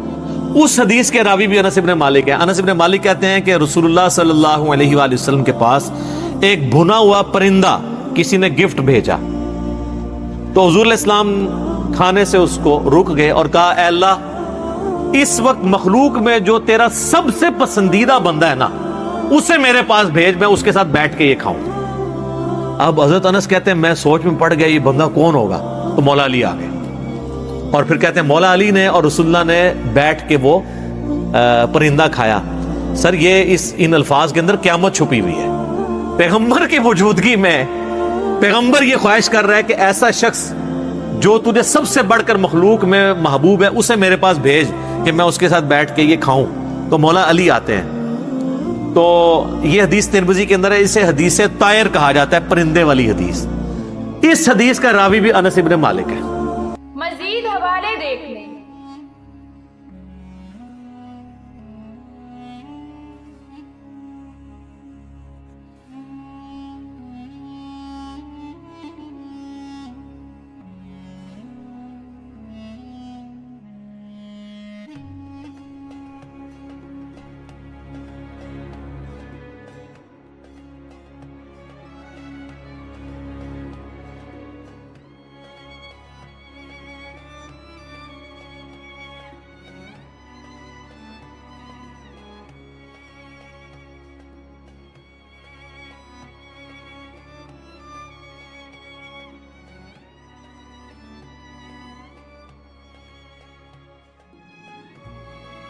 आपने भाई मोहम्मद अली की क्लिप्स सुने और हवाले भी देखे कि नबी अकरम ने फरमाया, मैं कल इस्लाम का आलम उसको दूंगा जो अल्लाह और अल्लाह के रसूल से मोहब्बत करता है और अल्लाह और अल्लाह के रसूल उससे मोहब्बत करते हैं। और ये भी फरमाया कि ए अल्लाह, जो तेरा महबूब है उसको पहले भेज कि वो आकर मेरे साथ परिंदा खाए। अब ये दोनों बातें गैब की हैं और नबी अकरम ने ये फैसला खालिक कायनात पर छोड़ दिया कि आपका पूरी मखलूक में महबूब कौन है। तो खालिक कायनात ने परिंदा खाने की दावत पर मौला अली सरकार को भेजकर साबित कर दिया कि पूरी कायनात में मेरे महबूब मौला अली सरकार हैं। फिर खैबर को फतह करके भी खालिक कायनात ने सब असहाबा पर वाज़े कर दिया कि मेरे महबूब मौला कायनात हैं। हालांकि आपने सुना कि यही अलम नबी अकरम ने हजरत अबू बकर, हजरत उमर और दीगर असहाबा को भी देकर भेजा था, लेकिन इनसे खैबर फतह ना हो सका। इससे साबित हो गया कि खालिक कायनात और नबी अकरम के महबूब मौला कायनात हैं। इसी मोहब्बत के बारे में फरमाने खुदा सुनी, सूरत बकरा आयत नंबर 165। और ईमान वाले अल्लाह की मोहब्बत में बहुत सख्त होते हैं। आपने फरमाने खुदा सुन लिया कि खालिक कायनात ने फरमाया, मेरे वो हैं जो मेरे शदीद आशिक हैं। अब जो खालिक कायनात और उसके रसूल के महबूब पर शेखैन को अफजल कही तो उसने खालिक कायनात और नबी अकरम के फरमान की तौहीन की। यूँ उसका खालिक कायनात पर ईमान ना रहा, क्योंकि खालिक कायनात और नबी अकरम के महबूब पर शेखैन को अफजल कह देना फरमाने खुदा और फरमाने रसूल को रद्द करना है, और ऐसे इंसानों का ठिकाना जहन्नम है। अब हजरत उमर की नबी अकरम से मोहब्बत सुने। बुखारी हदीस नंबर 6632। हजरत अब्दुल्ला बिन हशाम से रिवायत है, उन्होंने कहा, हम नबी के हमरा थे जबकि आपने हजरत उमर बिन खत्ताब का हाथ पकड़ रखा था। हजरत उमर ने आपसे कहा, अल्लाह के रसूल, आप मेरी जान के अलावा मुझे हर चीज से ज्यादा अजीज हैं। नबी अकरम ने उन्हें फरमाया, नहीं नहीं, मुझे इस जात की कसम जिसके हाथ में मेरी जान है, ईमान उस वक्त तक मुकम्मल नहीं हो सकता जब तक मेरी जात तुम्हें अपनी जान से भी ज्यादा अजीज ना हो। हजरत उमर ने आपसे कहा, अल्लाह की कसम, अब आप मुझे मेरी जान से भी ज्यादा अजीज हैं। نبی اکرم نے فرمایا اے عمر اب تیرا ایمان مکمل ہوا ہے۔ اس حدیث میں حضرت عمر نے بعد میں اقرار کیا کہ اب میں اپنی جان سے بھی زیادہ آپ سے محبت کرتا ہوں، جس پر نبی اکرم نے فرمایا اب تمہارا ایمان کامل ہوا۔ 5واں پوائنٹ، ایمان، محبت اور جانثاری جنگ احد سے۔ حضرت عمر نے جو نبی اکرم سے کہا کہ اب میں اپنی جان سے بھی زیادہ آپ سے محبت کرتا ہوں، اس اقرار کو حضرت عمر نے کتنا نبھایا جنگ احد سے سنے۔ کیا اپنے ایمان کو کامل کرنے کے لیے نبی اکرم پر محبت اور جانثاری کا ثبوت دیا؟ نہیں، بلکہ حضرت عمر کی یہ بات ریت کی دیوار ثابت ہوئی اور حضرت عمر اور اس کے ساتھی جنگ احد میں اپنے سابقہ دین کی طرف لوٹ جانے کی باتیں کرنے لگے۔ یہ میں اپنی طرف سے نہیں کہہ رہی، بلکہ خالق کائنات سورت آل عمران آیت نمبر 144 میں فرما رہے ہیں، فرمانے خدا اور جنگ احد میں ان کا عمل ان کے ایمان پر سوال نشان ہے۔ یوں تو جنگ احد میں فرار ہونے والوں کی حقیقت کو چھپانے کی کوشش کی جاتی ہے، لیکن غزوہ احد کی 60 آیتوں میں سے 3 آیتیں سورت آل عمران آیات نمبر 144، 153 اور 155 پیش کرتی ہوں، اور تاریخ سے روایتیں بھی پیش کرتی ہوں کہ جنگ احد میں کون کون فرار ہوئے، جس کے سچے ہونے کی تصدیق فرمانے خدا سے ہوگی۔ سورت آل عمران آیت نمبر 155 سنیں، تم میں سے جن لوگوں نے اس دن پیٹھ دکھائی جس دن دونوں جماعتوں کی مٹھ بھیڑ ہوئی تھی، یہ لوگ اپنے بعض کرتوتوں کے باعث شیطانی اغوا میں آ گئے، لیکن یقین جانو کہ اللہ تعالیٰ نے انہیں معاف فرما دیا۔ اللہ ہے بخشنے والا اور تحمل والا۔ اس فرمان میں خالق کائنات نے بھاگنے والوں کے بارے میں فرمایا کہ یہ اپنے کرتوتوں کی وجہ سے شیطان کے بہکاوے میں آ گئے، لیکن خالق کائنات نے انہیں معاف فرما دیا۔ ان کے کرتوت کیا تھے جو شیطان کے بہکاوے میں آ گئے؟ وہ فرمانے خدا اور روایتوں سے سنیں تاکہ لوگ فرمانے خدا کو سمجھیں اور فرقہ بندی سے باہر نکلیں، کیونکہ فرمانے خدا کے آگے کسی چیز کی کوئی اہمیت نہیں۔ یہ ہمارا ایمان ہونا چاہیے، اور میرا مقصد کسی کی توہین کرنا نہیں، اور اگر میری بات سے کسی کو کوئی اعتراض ہے تو میں یاد کروا دوں، میں فرمانے خدا اور روایتیں پیش کر رہی ہوں، تو آپ فرمانے خدا اور روایتوں پر اعتراض کر رہے ہیں، جو کہ سراسر گمراہی ہے۔ حالانکہ آپ کا اعتراض فرار ہونے والوں کے عمل پر ہونا چاہیے، کیونکہ وہ نبی اکرم سے کیے ہوئے قول کو نہ نبھا سکے، اور ان کا اپنے کرتوتوں کے باعث شیطان کے پھسلانے میں آنا خود ایک جواب ہے۔ فرمانے خدا سے سنیں، سورت آل عمران آیت نمبر 144۔ حضرت محمد صرف رسول ہی ہیں، ان سے پہلے بھی بہت سے رسول ہو چکے ہیں۔ کیا اگر ان کا انتقال ہو جائے یا شہید ہو جائے تو تم اسلام سے الٹے پاؤں پھر جاؤ گے؟ اور جو کوئی پھر جائے اپنی ایڑیوں پر تو ہرگز اللہ کا کچھ نہ بگاڑے گا۔ عنقریب اللہ تعالیٰ شکر گزاروں کو نیک بدلہ دے گا۔ آخر کار خالق کائنات کو یہ کیوں فرمانا پڑا کہ اگر میرا نبی شہید ہو جائے تو کیا تم اسلام کو چھوڑ کر الٹے قدم پھر جاؤ گے؟ کیونکہ جنگ احد میں سب الٹے پاؤں پھرنے کی باتیں کر رہے تھے کہ کاش کوئی عبداللہ بن ابی سے کہہ کر ہمارے لیے ابو سفیان سے امان لے لے۔ یوں تو یہ روایت تفسیر در منصور، تاریخ طبری اور الرحیق المختوم میں موجود ہے۔ میں تاریخ طبری سے بیان کرتی ہوں کیونکہ طبری کو ام التواریخ کہا جاتا ہے۔ تاریخ طبری جلد 2 صفحہ نمبر 185 سدی سے مروی ہے کہ تمام مسلمانوں میں یہ خبر مشہور ہو گئی تھی کہ رسول قتل کر دیے گئے۔ اس پر چٹان والوں نے کہا کاش کوئی شخص ایسا ہوتا جو ہماری طرف سے عبداللہ بن ابی سے جا کر کہتا کہ وہ ہمارے لیے ابو سفیان سے امان لے لے۔ اے دوستو، محمد مارے گئے، اب اپنے اپنے گھروں کو قبل اس کے کہ دشمن تم پر حملہ کرے سب کو تہ تیک کر ڈالے، واپس چلو۔ انس بن نضر نے کہا، اے میرے دوستو، اگر محمد مارے گئے تو کیا ہوا؟ محمد کا رب تو زندہ ہے، وہ تو نہیں مارا گیا، لہٰذا جس دین کی حمایت میں وہ مارے گئے اسی کی حمایت میں تم لڑو۔ اس کے مزید حوالے دیکھ لیں۔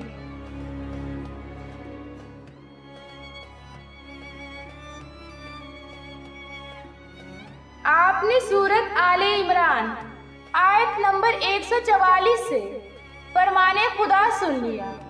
خالق کائنات نے فرمایا، اگر میرا رسول شہید ہو جائے تو کیا تم اسلام سے الٹے پاؤں پھر جاؤ گے؟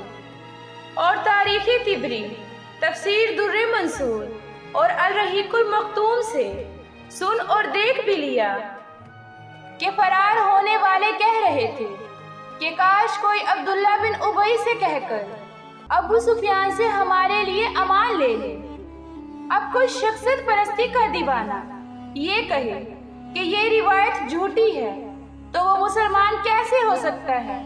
کیونکہ ان روایتوں کی گواہی فرمان خدا سورت آل عمران آیت نمبر 144 دے رہی ہے۔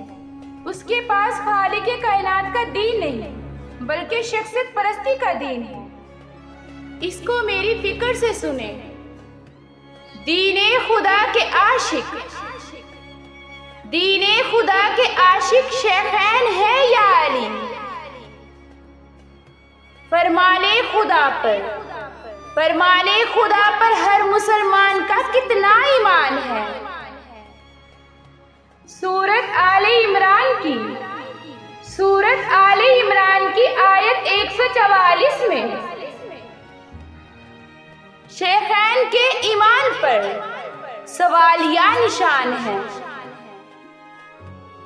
اب سنیں کہ فرار ہونے والے کون کون تھے۔ تاریخ طبری جلد 2 صفحہ نمبر 183۔ قاسم بن عبد الرحمن بن رافع سے مروی ہے کہ انس بن مالک کے چچا انس بن نضر عمر بن خطاب اور طلحہ بن عبید اللہ کے پاس آئے جو چند مہاجرین کے ساتھ ہاتھ چھوڑے بیٹھے تھے۔ انس نے کہا، کیوں اس طرح بیٹھے ہو؟ انہوں نے کہا، محمد رسول اللہ مارے گئے۔ انس نے کہا، تو پھر ان کے بعد زندہ رہ کر کیا کرو گے؟ اٹھو اور اسی دین پر جس پر خود رسول اللہ کا وصال ہوا ہے اپنی جانیں دے دو۔ یہ کہہ کر خود وہ تو دشمن کے سامنے آئے، لڑے اور مارے گئے۔ انہی کے نام پر انس بن مالک کا نام انس رکھا گیا۔ انس بن مالک سے مروی ہے کہ اس روز انس بن نضر پر ہم نے تلوار اور نیزے کے 70 زخم پائے۔ صرف ان کی بہن ان کی خوبصورت انگلیوں کی وجہ سے ان کو شناخت کر سکی۔ اس کے مزید حوالے دیکھ لیں۔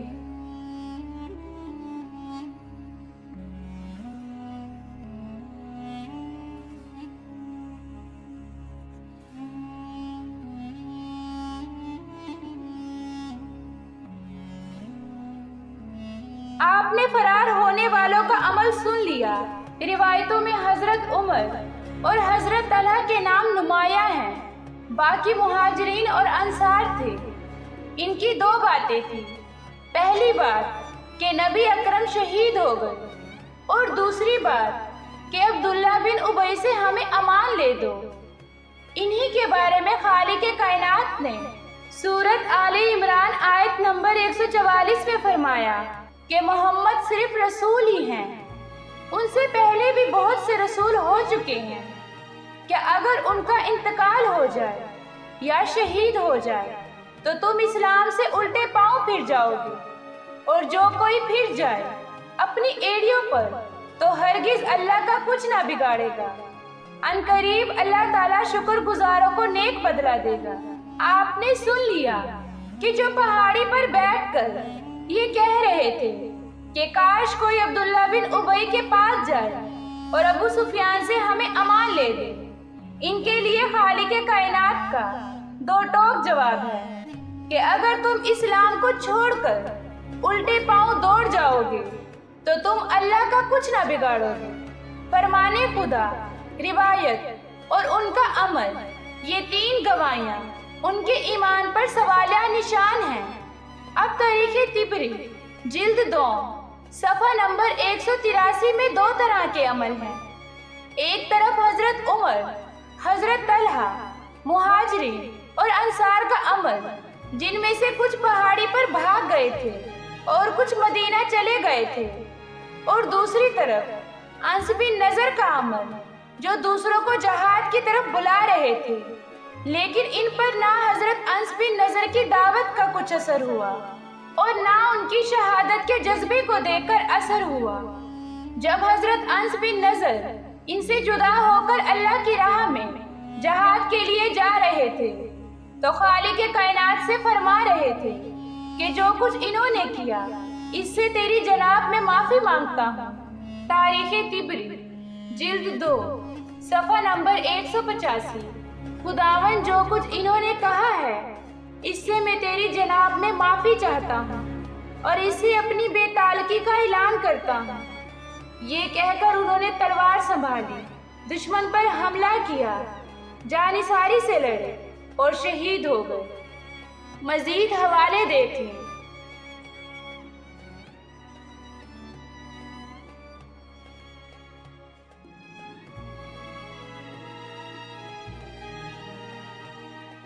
آپ نے روایات میں دیکھا کہ اصحابی رسول انس بن نضر فرار ہونے والوں سے لا تعلقی کا اعلان کر رہے تھے، کیونکہ جو خالق کائنات اور اس کے رسول پر ایمان رکھے اور جو خالق کائنات اور اس کے رسول سے پشت پھیرے وہ کبھی ایک دوسرے کے بھائی نہیں ہو سکتے۔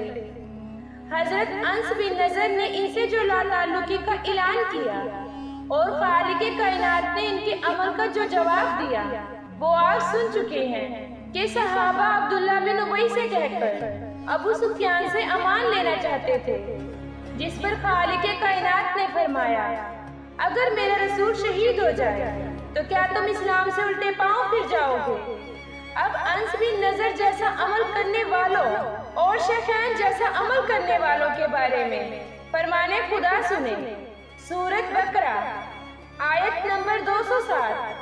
اور بعض لوگ وہ بھی ہیں کہ اللہ تعالیٰ کی رضامندی کی طلب میں اپنی جان تک بیچ ڈالتے ہیں، اور اللہ تعالیٰ اپنے بندوں پر بڑی شفقت کرنے والا ہے۔ سورۃ انفال آیات نمبر 15-16۔ اے ایمان والوں، جب تم کافروں سے دو بدو مقابل ہو جاؤ تو ان سے پشت مت پھیرنا، اور جو شخص ان سے اس موقع پر پشت پھیرے گا، مگر ہاں جو لڑائی کے لیے پینترا بدلتا ہو یا اپنی جماعت کی طرف پناہ لینے آتا ہو، وہ مستثنیٰ ہے۔ باقی اور جو ایسا کرے گا وہ اللہ کے غضب میں آ جائے گا اور اس کا ٹھکانہ دوزخ ہوگا، اور وہ بہت ہی بری جگہ ہے۔ فرمان خدا کے مطابق حضرت انس بن نضر کا ایمان کہ اس نے اپنی جان کو خالق کائنات کی راہ میں فروخت کر کے عملی نمونہ پیش کیا اور اللہ تعالیٰ کی خوشنودی حاصل کی، اور دوسری طرف شیخین جو موت کے ڈر سے بھاگ گئے تھے، ایسا عمل کرنے والوں کے بارے میں خالق کائنات نے فرمایا وہ جہنم میں جائیں گے، لیکن اللہ تعالیٰ نے انہیں معاف فرما دیا۔ بس صحابی رسول انس بن نضر انعام یافتہ ہیں اور شیخین گناہ سے معافی لینے والے۔ اگر شیخین اصحابی رسول انس بن نضر سے افضلیت میں برابر نہیں ہو سکتے تو مولا علی سرکار سے افضل کیسے ہو سکتے ہیں؟ میں ایک اور فرمان خدا اور روایت کی وضاحت کرتی ہوں کہ جنگ سے فرار ہونے والوں نے جو کہا کہ نبی اکرم شہید ہو گئے ہیں، تو اس میں حقیقت کیا ہے وہ بھی سن لیں۔ فرمان خدا سورۃ آل عمران آیت نمبر 153۔ جبکہ تم چڑھے چلے جا رہے تھے اور کسی کی طرف توجہ تک نہیں کرتے تھے، اور اللہ کے رسول تمہیں تمہارے پیچھے سے آوازیں دے رہے تھے، بس تمہیں غم پر غم پہنچا تاکہ تم فوت شدہ چیز پر غمگین نہ ہو اور نہ پہنچنے والی تکلیف پر اداس ہو۔ اللہ تعالیٰ تمہارے تمام اعمال سے خبردار ہے۔ آپ نے فرمانے خدا سن لیا۔ خالق کائنات نے فرمایا کہ فرار ہونے والے کسی طرف توجہ نہیں دے رہے تھے اور میرا نبی انہیں آوازیں دے رہا تھا۔ اس کے بارے میں روایت سنیں۔ تاریخ طبری جلد 2 صفحہ نمبر 185۔ سدی سے مروی ہے کہ بنو حارث بن عبد منات بن کنانہ کہ ابن کمیہ الحارثی نے رسول اللہ کے قریب آ کر آپ پر پتھر پھینکا، جس سے آپ کی ناک اور چوکا ٹوٹ گیا، آپ کا چہرہ خون آلودہ ہو گیا۔ اس کے صدمے سے آپ حرکت نہ کر سکے۔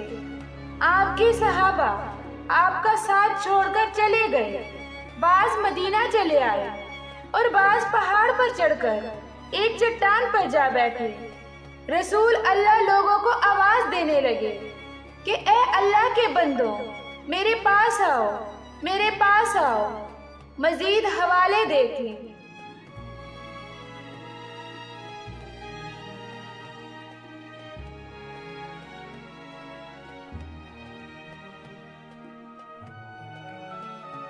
جنگ احد میں فرار ہونے والوں کے 2 عذر سامنے آتے ہیں۔ ایک کہ رسول شہید ہو گئے اور دوسرا چوٹ کھانے کی وجہ سے حرکت نہ کر رہے تھے۔ ان کے دونوں عذر کا جواب اللہ تعالیٰ نے قرآن مجید میں دیا ہے اور روایت میں بھی موجود ہے۔ پہلی بات کہ احد والے کہہ رہے تھے رسول شہید ہو گئے ہیں، کاش کوئی عبداللہ بن ابی کو کہہ کر ابو سفیان سے امان لے دے۔ ان کے اس کفریہ نظریے پر خالق کائنات نے فرمایا کہ اگر میرا رسول شہید ہو جائے تو تم اسلام سے الٹے پاؤں پھر جاؤ گے۔ اب دوسری بات، اگر رسول حرکت نہیں کر رہے تھے اور اصحابہ میں سے کوئی پہاڑ کی طرف چڑھ رہا تھا، کوئی مدینے کی طرف دوڑ رہا تھا، تو ان کے اس نظریے کو بھی خالق کائنات نے رد فرمایا۔ فرمانے خدا ہے کہ میرا رسول تمہیں پیچھے سے آوازیں دے رہا تھا اور تم چڑھے چلے جا رہے تھے۔ اب عام آدمی کی انسانیت اور ایمان کا تقاضا بھی ان میں نہیں پایا گیا۔ جب رسول کو پتھر لگا اور رسول حرکت نہیں کر رہے تھے تو انسانیت یہ تھی کہ نبی اکرم کو محفوظ مقام پر لے جاتے یا اپنے حصار میں لے لیتے، اور ایمان کا تقاضا یہ تھا کہ نبی اکرم اور دشمنوں کے درمیان آہنی دیوار بن کر کھڑے ہو جاتے۔ یہ تھا ایمان کا تقاضا، لیکن انہوں نے نہ تو انسانیت نبھائی نہ ایمان کا تقاضا پورا کیا، بلکہ یہ تو نبی اکرم کو چھوڑ کر بھاگ گئے۔ یہ تھا شیخین کا قول کہ اے اللہ کے رسول، آپ ہمیں اپنے ماں باپ، مال اور جان سے بھی زیادہ محبوب ہیں۔ یہ تھی ان کی دین خدا کے ساتھ وفاداریاں، اور یہ تھا ان کا ایمان کہ عبداللہ بن ابی کو کہہ کر ابو سفیان سے امان لے رہے تھے، جس پر خالق کائنات کو حکم دینا پڑا، اگر میرا رسول شہید ہو جائے تو کیا تم اسلام سے الٹے پاؤں پھر جاؤ گے؟ فرمانے خدا اور روایات سے آپ نے جنگ احد کا واقعہ سن لیا۔ اب اور روایات سے سنیں کہ حضرت عمر خود کہہ رہے ہیں کہ میں جنگ احد کے دن ایسے بھاگا جیسے پہاڑی بکرا چھلانگے لگاتا ہے۔ تفسیر طبری جلد 6 صفحہ نمبر 172۔ عاصم بن کلیب نے اپنے والد سے روایت کیا، وہ کہتے ہیں کہ حضرت عمر نے جمعے کے دن خطبہ دیا اور سورت آل عمران کی تلاوت کی۔ آپ کو یہ سورت تلاوت کرنا بہت پسند تھا۔ جب آپ اس آیت پر پہنچے تو حضرت عمر نے فرمایا، جب احد کے دن ہمیں شکست ہوئی تو میں بھاگ نکلا، یہاں تک کہ میں پہاڑ پر چڑھ گیا۔ میں نے خود کو دیکھا، میں کسی پہاڑی بکری کی طرح چھلانگے لگا رہا تھا۔ لوگ کہہ رہے تھے کہ محمد شہید کر دیے گئے ہیں۔ میں نے کہا کہ میں جس کسی کو یہ کہتے ہوئے سنوں گا کہ محمد شہید ہو گئے ہیں، میں اسے قتل کر دوں گا۔ آپ نے روایت میں سنا کہ حضرت عمر یہ کہہ رہے ہیں کہ میں جنگ احد کے دن ایسے بھاگا जैसे पहाड़ी बकरा छलांगे लगाता है। इसकी मजीद हवाले देखें।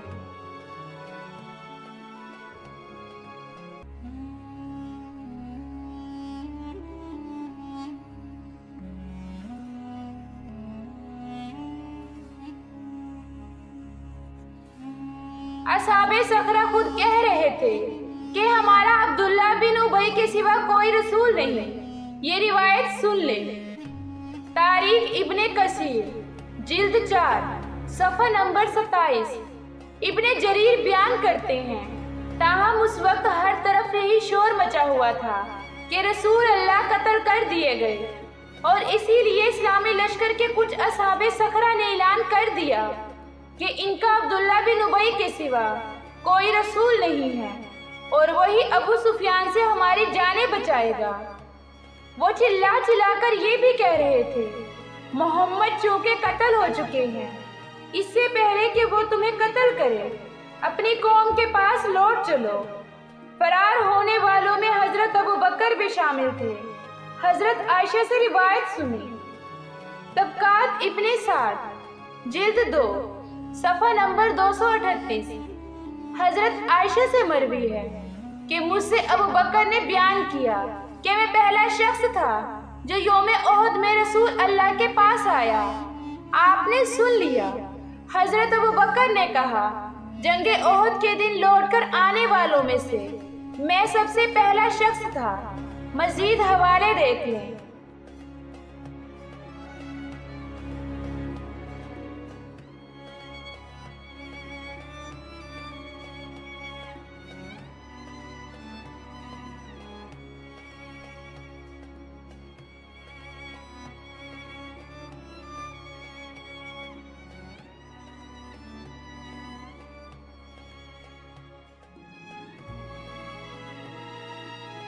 आपने शिकैन का अमल सुन लिया। खैबर में नाकामी और जंगे ओहद में फरारी। अगरचे खालिक कायनात ने इन्हें माफ फरमा दिया, लेकिन हकीकत तो ये है कि भागने वालों का ठिकाना दोज़ख है। फरमाने खुदा से सुने। सूरत अनफाल आयात नंबर 15-16। ऐ ईमान वालों, जब तुम काफिरों से दो बदू मुकाबिल हो जाओ तो इनसे पुश्त मत फेरना, और जो शख्स उनसे इस मौके पर पुश्त फेरेगा, मगर हाँ जो लड़ाई के लिए पैंतरा बदलता हो या जो अपनी जमात की तरफ पनाह लेने आता हो, वो मुस्तस्ना है। बाकी और जो ऐसा करेगा वो अल्लाह के गजब में आ जाएगा और उसका ठिकाना दोज़ख होगा, और वो बहुत ही बुरी जगह है। आपने फरमाने खुदा सुन लिया। जो मैदाने जंग से फिरेगा उसका ठिकाना दोज़ख है। अब फरमाने रसूल सुने कि बड़े गुनाहों में से एक बड़ा गुनाह दुश्मन से मुकाबले के दिन मैदाने जंग छोड़कर भाग जाना है। निसाई हदीस नंबर 40-17। हजरत उबैद बिन उमर से रिवायत है कि मुझे मेरे वालिद मोहतरम ने बयान फरमाया, और वो नबी के सहाबी थे, कि एक आदमी ने कहा, ऐ अल्लाह के रसूल, बड़े बड़े गुनाह कौन से हैं? आपने फरमाया, वो 7 हैं। इनमें से सबसे बड़ा अल्लाह ताला के साथ शरीक ठहराना है। दीगर ये हैं, किसी शख्स को नाहक कत्ल करना और जंग के दिन मैदान से भाग जाना वगैरह। मजीद हवाले देख लें।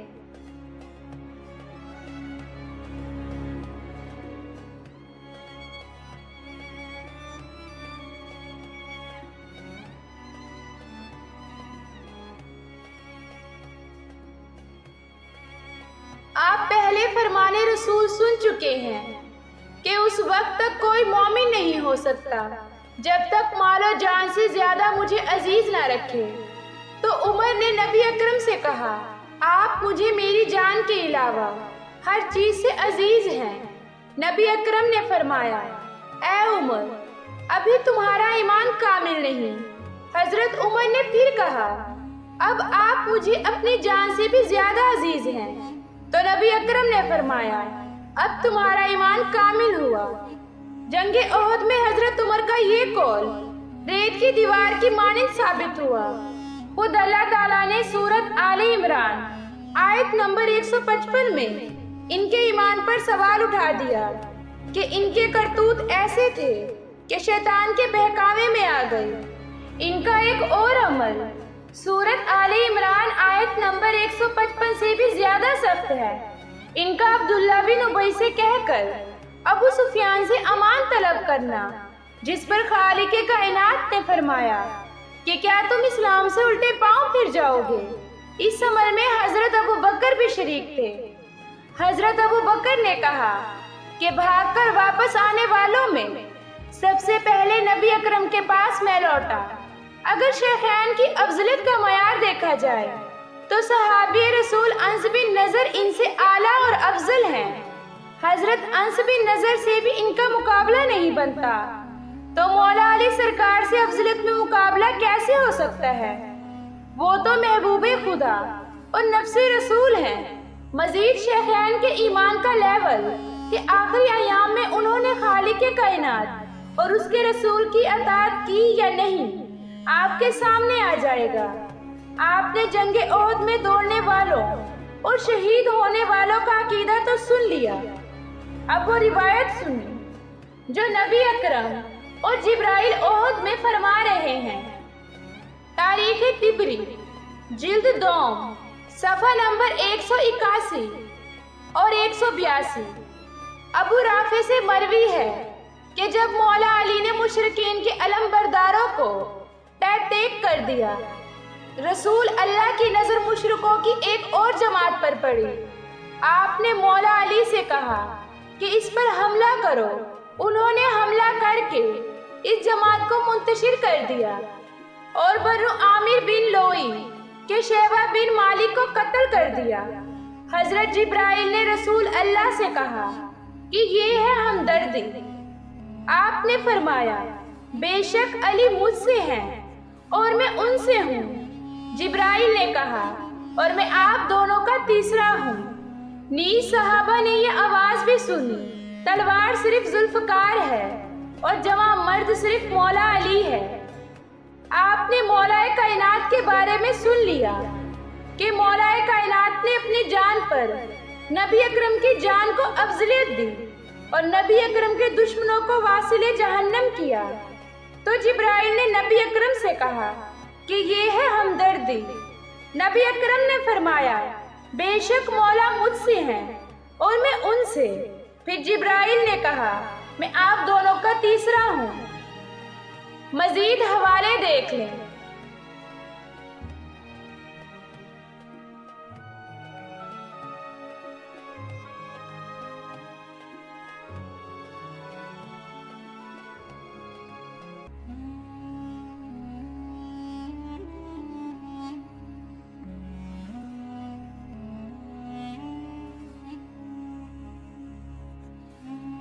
एक तरफ मैदान जंग मौलाए कायनात की अफजलियत का गवाह है, नबी अकरम गवाह हैं और हजरत जिब्राइल गवाह हैं। दूसरी तरफ फरार होने वाले कह रहे थे कि काश कोई अब्दुल्ला बिन उबई से कहकर अबू सुफियान से अमान ले ले, और खुद खालिके कायनात फरमा रहे हैं कि इनके करतूतों की वजह से शैतान ने इन्हें बहका दिया। अब जिनके करतूतों पर सवालिया निशान खुद खालिके कायनात लगा रहे हैं, उन्हें कोई मौलाए कायनात से अफजल कहे तो वो खालिके कायनात, नबी अकरम, जिब्राइल और मैदाने जंग की गवाही को रद्द कर रहा है। मौलाए कायनात पर किसी और को अफजल कहने वालों के बारे में मेरी ये फिक्र सुनी। अरे क्यों बुज़दिलों को बहादुर बनाकर किससे बयान करते हो। अपनी नस्ल दर नस्ल को गुमराही पर लगा लगा कर मरते हो। लाख छुपाओ कुरान और तारीख से, रसूल को छोड़कर भागने वालों के किस्से, मगर अली की बहादुरी के किस्से क्यों सुनाने से डरते हो। छठा पॉइंट, जुल्फ़कार गिलानी और उसके बाबों पर हद। अब जो फरमाने खुदा और फरमाने रसूल के मुकाबले में झूठे पेशवाओं, बाबों और दरवेशों की बातें पेश करते हैं, उनका अमल यहूदो नसारा वाला है। जुल्फ़कार गिलानी साहब फरमाने खुदा और फरमाने रसूल को छोड़कर अपने बाबों और दरवेशों की बातें पेश करते हैं और उनमें सरकार गौस पाक का जिक्र भी करते हैं और यासिन कादरी साहब से कहते हैं अगर ये फरमाने खुदा और फरमाने रसूल के खिलाफ हैं तो इन पर हद लगाओ, लेकिन वो हद नहीं लगाते। अब मैं जो इन पर हद लगाना चाहती हूँ वो सुनने से पहले सरकार गौस पाक के बारे में सुने। हकीकत तो ये है कि रसूल अकरम मौलाए कायनात और इनकी आल का इश्क सरकार गौस पाक के ईमान का हिस्सा है। इनके इस फरमान से समझ ले कि 11 मेरे हैं और मैं 11 का हूँ, यानी मौलाए कायनात से लेकर मौला हसन अस्करी तक को वो आका मानते थे और उन्हीं के इश्क में लोगों को लंगर खिलाते थे, जिसे 11वीं वाली खीर कहते हैं। लेकिन बदबख्त लोगों ने सरकार गौस पाक और मौलाए कायनात के दरमियान रकावट डालने के लिए अपनी तरफ से मनगढ़ंत बातें लिख दी कि 10 मुहर्रम को जब मौला हुसैन शहीद हुए तो उन्होंने इस खुशी में लंगर तकसीम किया। ये सब बातें झूठ पर मबनी हैं जो किताबों में लिखी हुई हैं। बस सरकार गौस पाक मौलाए कायनात से लेकर मौला हसन अस्करी के दीवाने थे और अहले बैत को सबसे अफजल समझते थे। इनको छोड़कर बाकी सब के मुताल्लिक मैं अपने खालिक कायनात और नबी अकरम की तरफ से हद लगाती हूँ कि इनका ईमान यहूदो नसारा वाला है। ये क्लिप मुलाहिजा करें। तो ये इन्होंने धोखाबाजी के जरिए ऐसी टर्म डिवाइस की शैतानी तौहीद नाऊज़ु बिल्लाह। तो आज शैतानी तौहीद की डेफिनेशन ले जाएं। शैतानी तौहीद वो है जो बाबों ने सिखाई है और रहमानी तौहीद वो है जो पैगंबरों ने सिखाई है, और पैगंबरों की तालीमात कुरान और सुन्नत की रोशनी में हमारे पास महफूज है। ये सिंपल डेफिनेशन है और ये मैं अपनी तरफ से नहीं कर रहा, कुरान की दर्जनों नहीं सैकड़ों आयात इस पर गवाह है। मैं सिर्फ एक सैंपल के तौर पे सूरह अत-तौबा की आयत नंबर है 31, इत्तखज़ू अहबारहुम व रुहबानहुम अरबाबम मिन दूनिल्लाह। यहूद और नसारा ने अपने उलमा को और अपने बुजुर्गों को, अहबार कहते हैं उलमा, रुहबान वो राहब जो होते थे सूफी जोगी, मौलवियों और सूफियों को, जोगियों को अपना रब मान लिया था अल्लाह के मुकाबले पर। ये कुरान की आयत बिल्कुल वाज़ेह है। ये अल्लाह ताला बता रहा है कि शैतानी तौहीद क्या थी कि उन्होंने अपने सूफियों, जोगियों और बाबों को रब मान लिया था। अच्छा, इसकी एक्सप्लेनेशन जामिया तिर्मिज़ी के अंदर मौजूद है, जो सिलसिले अहदीसे सहिया में शेख अलबानी भी लेके आए हैं। और हैरान कुन बात है, शाह वलीउल्लाह देलवी ने हुज्जतुल्लाहिल बालिगा में तकलीद जो अंधी की जाती है उसके परखचे उड़ा दिए हैं और वहां तकलीद के रद्द पे इसी आयत को और इससे मुतल्लिका हदीस को लेकर आए हैं, ये बात बताने के लिए कि आपने नबियों की तालीमात को फॉलो करना है, बाबों की तालीमात को फॉलो नहीं करना। वो हदीस क्या है तिर्मिज़ी की, अदी इब्ने हातिम जो मशहूर सखी थे, हातिम ताई उनके बेटे थे, वो मुसलमान हो गए। उनके गले में वो सलीब भी लटकी हुई थी, नबी इस्लाम ने वो भी उतरवाई। उनका या रसूलल्लाह, कुरान में एक आयत है जो मुझे खटकती है। पूछा कौन सी आयत? तो उन्होंने ये आयत पढ़ी, इत्तखज़ू अहबारहुम व रुहबानहुम अरबाबम मिन दूनिल्लाह। यहूद और नसारा ने अपने बुजुर्गों को और अपने मौलवियों को, उलमा को रब मान लिया था अल्लाह के मुकाबले पर। तो उन्होंने कहा हमने तो कभी अपने बुजुर्गों की इबादत नहीं की। ये भी हमें यही कहते हैं ना, असी जी अल्लाह का बंदा ही थे, मनने इन्होंने। जी जी, यही गल अल्लाह नबी सामने हो चुकी है। हाँ, अल्लाह के नबी इस्लाम ने फरमाया कि मुझे ये बताओ कि क्या तुम अपने मौलवियों और सूफियों, अहबार और रुहबान के कहने पर किसी चीज को हलाल और हराम तस्वुर नहीं कर लेते थे? वो तो हम भी करते हैं, इसमें क्या हर्ज है? नहीं, ये बात हो रही थी कि अल्लाह की तालीमात के मुकाबले पर उनकी हलाल करदा चीजों को हलाल और हराम करदा चीजों को हराम। वो आज भी वो कहते हैं पॉप के पास इख्तियार है, इसलिए पॉप ने जो है वो ईसा इब्ने मरियम का कत्ल भी माफ कर दिया हुआ यहूदियों को, जो उनकी नजर में हुआ। हमारे नजदीक तो वो जिंदा उठाए गए अल्हम्दुलिल्लाह। तो अदी इब्ने हातिम ने कहा या रसूलल्लाह ऐसा ही था, यानी बगैर ये देखे हुए कि अल्लाह की तालीमात क्या है, पैगंबरों की तालीमात क्या है, वो अपने मौलवियों और बुजुर्गों के कहने पर हलाल को हलाल और हराम को हराम मान लेते थे। तो जब उन्होंने कहा या रसूलल्लाह ऐसे ही था, आपने फरमाया यही तो उनको रब बनाना है।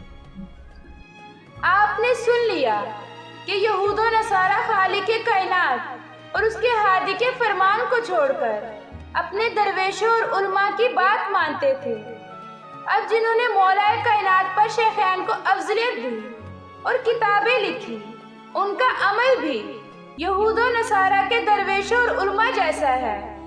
उनका खालिक कायनात और उसके रसूल से कोई वास्ता नहीं, क्योंकि उन्होंने अल्लाह और अल्लाह के रसूल को माना ही नहीं। ये तो हद है उन पर जिन्होंने किताबें लिखी। अब आगे सुने कि खालिक कायनात ने नबी अकरम की क्या अजमत बयान फरमाई और आपके फैसलों को ना मानने वालों के बारे में क्या फरमाया, ताकि उन किताबें लिखने वालों का ईमान भी आप लोगों के सामने आ जाए और जुल्फकार गिलानी के फिरके वालों का भी। सूरत नजम आयात नंबर 2-4 कि तुम्हारे साथी ने ना राह गुम की है, ना वो टेढ़ी राह पर है और ना अपनी ख्वाहिश से कोई बात कहते हैं। वो तो सिर्फ वही है जो उतारी जाती है। आपने फरमाने खुदा सुने।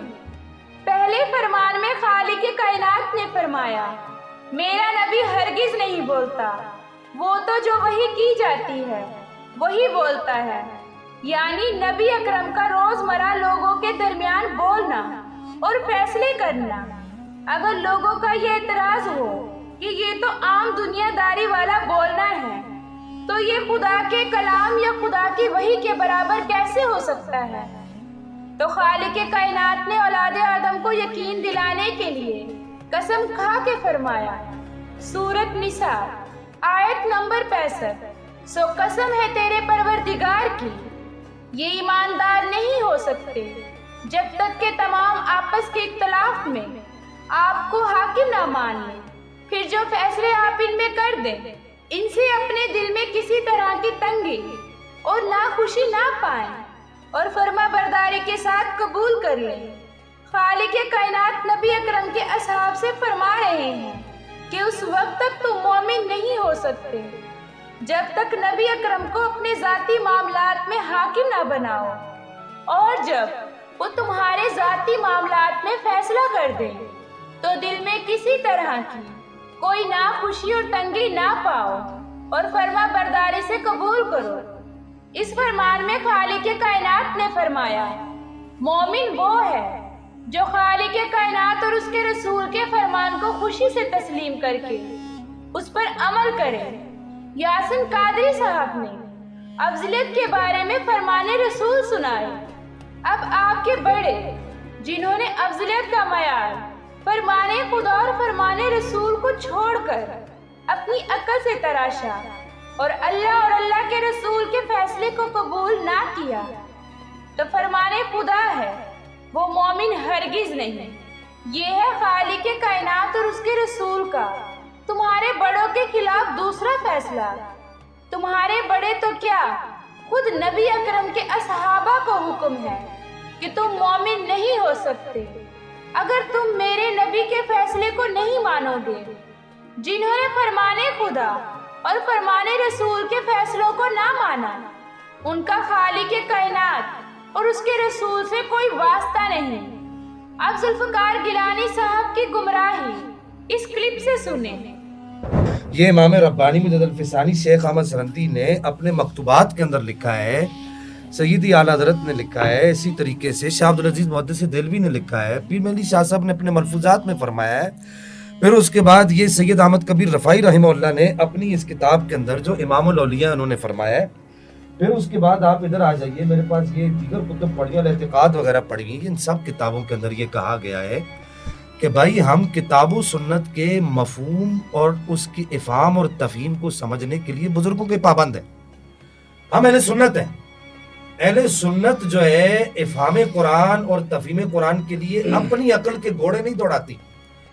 آپ نے سن لیا کہ ذوالفقار گیلانی صاحب نے کہا کہ ہم قرآن و سنت کو سمجھنے کے لیے بابوں کے پابند ہیں.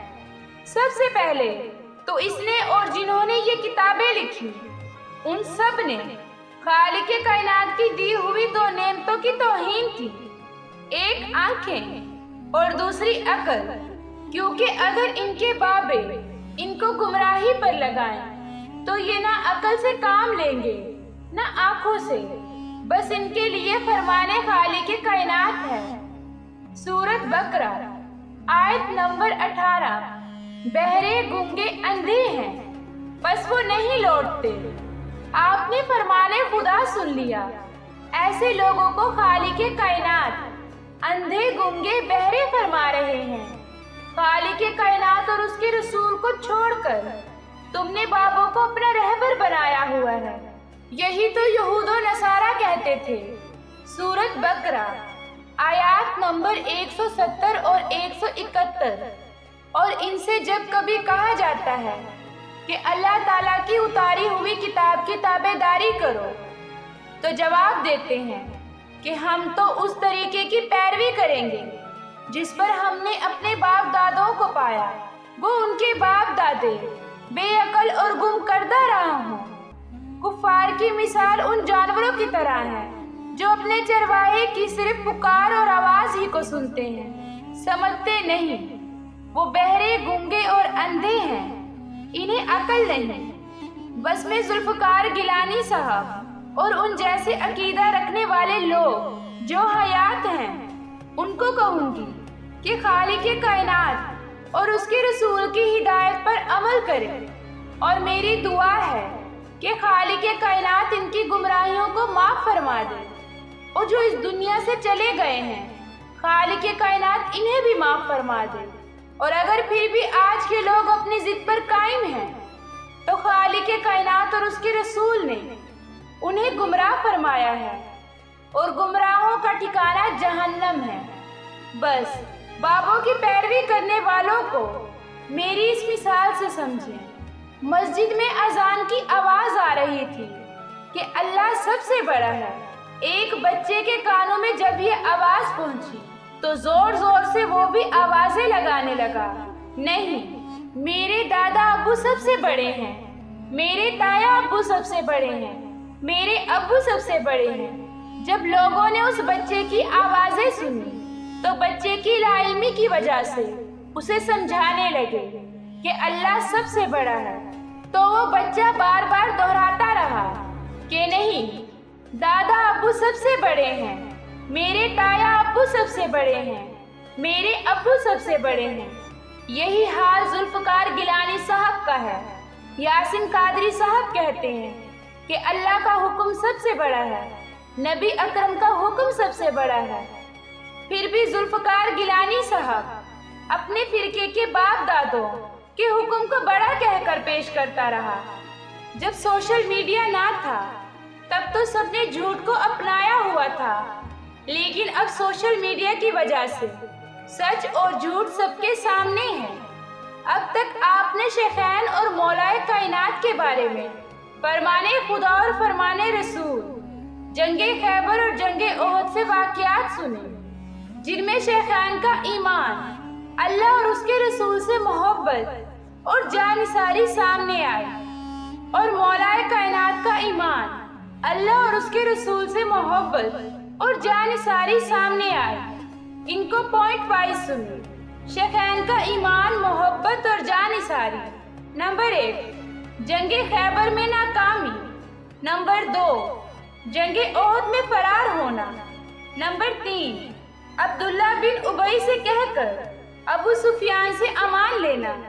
نمبر 4 خالق کائنات نے سورت آل عمران आयत नंबर 144 में सहाबा के ईमान पर सवाल उठाया और फरमाया कि अगर तुम उल्टे पांव फिर जाओगे तो तुम अल्लाह ताला का कुछ ना बिगाड़ोगे। नंबर 5, खालिक़े कायनात ने सूरत आले इमरान आयत नंबर 155 में फरमाया कि इनके करतूत ऐसे थे इसलिए शैतान के बहकावे में आ गए। नंबर 6, खालिक़े कायनात ने इन्हें सूरत आले इमरान आयत नंबर 155 में माफ फरमा दिया। नंबर 7, वरना खालिक़े कायनात ने जंग से दौड़ने वालों के लिए पहले ही अपना फैसला सुना दिया था कि उनका ठिकाना जहन्नम है। मौला अली सरकार का ईमान, मोहब्बत और जानिसारी। नंबर 1, परिंदे वाली हदीस के खालिक़े कायनात के महबूब मौलाए कायनात हैं। नंबर 2, खैबर वाली हदीस के मुताबिक मौलाए कायनात खालिक़े कायनात और उसके रसूल के महबूब हैं। नंबर 3, इल्म का शहर नबी अकरम है और दरवाजा मौला अली सरकार है। नंबर 4, सूरत आले इमरान आयत नंबर 61 में नफ्से रसूल मौलाए कायनात है। नंबर 5, जिब्राइल का ओहद में फरमाना कि नबी अकरम के हमदर्द मौलाए कायनात हैं। नंबर 6, सहाबा ने आवाज सुनी कि मर्द सिर्फ मौलाए कायनात हैं। नंबर 7, नबी अकरम का फरमाना कि मौलाए कायनात मुझसे है। आपने फरमाने खुदा और फरमाने रसूल सुन लिए कि खालिक़े कायनात और नबी अकरम के महबूब मौलाए कायनात हैं। आपने कुरान मजीद और तारीख से शेखैन की अफजलियत और उनके ईमान के बारे में सुन लिया और ये भी कि खालिक़े कायनात ने इनको इनके करतूतों की वजह से माफ फरमा दिया। यही कुरान मजीद और तारीख मुसलमान नबी अकरम के बाद भी पढ़ते रहे लेकिन हकीकत को ना समझ सके। इसकी वजह ये है कि अगर एक आदमी फरमाने खुदा और फरमाने रसूल से हकीकत बयान करता है तो उसके मुकाबले में 99 आदमी झूठे मफरूजे पेश करते हैं। बस जिस तरफ तादाद ज्यादा होती है लोग उसी को हकीकत समझते हैं और फरमाने खुदा और फरमाने रसूल पर कभी गौर ही नहीं करते। अगर कोई फरमाने खुदा और फरमाने रसूल बयान करे तो उसके फॉलोअर्स कम होने की वजह से लोग सच्चाई को झूठ समझते हैं। अब जंगे ओहद के एक ही वाक़ये को 2 हज़रात से सुने। एक मोहम्मद अली साहब जिसके फॉलोअर्स तकरीबन 40 लाख के करीब हैं और वो जंगे ओहद की हकीकत जो कुरान मजीद और तारीख में मौजूद है उसको छुपाकर अपने मफरूजे बयान कर रहे हैं, लेकिन उसके फॉलोअर्स ज्यादा होने की वजह से इसके मफरूजों को लोग सच्चा समझ रहे हैं। और दूसरा नासिर अकरम साहब जो कि फरमाने खुदा और तफसीर से जंगे ओहद का वाकया बयान कर रहे हैं। लोग उसकी सच्चाई को नहीं मान रहे क्योंकि उसके फॉलोअर्स ना होने के बराबर हैं, इसलिए ये सच भी बोले तो लोग इसकी बात पर तवज्जो नहीं देंगे। यही हर दौर के लोगों ने अमल किया, तादाद को अपनाया, सच्चाई को नहीं। अब दोनों हजरात के क्लिप सुने, इसके बाद गुमराही और हिदायत आपके सामने आ जाएगी। बिस्मिल्लाहिर्रहमानिर्रहीम। मुअज़्ज़ज़ सामीन व नाज़रीन इकराम, सूरह आले इमरान आयत नंबर 140 वलियअलमल्लाहुल्लज़ीना आमनू।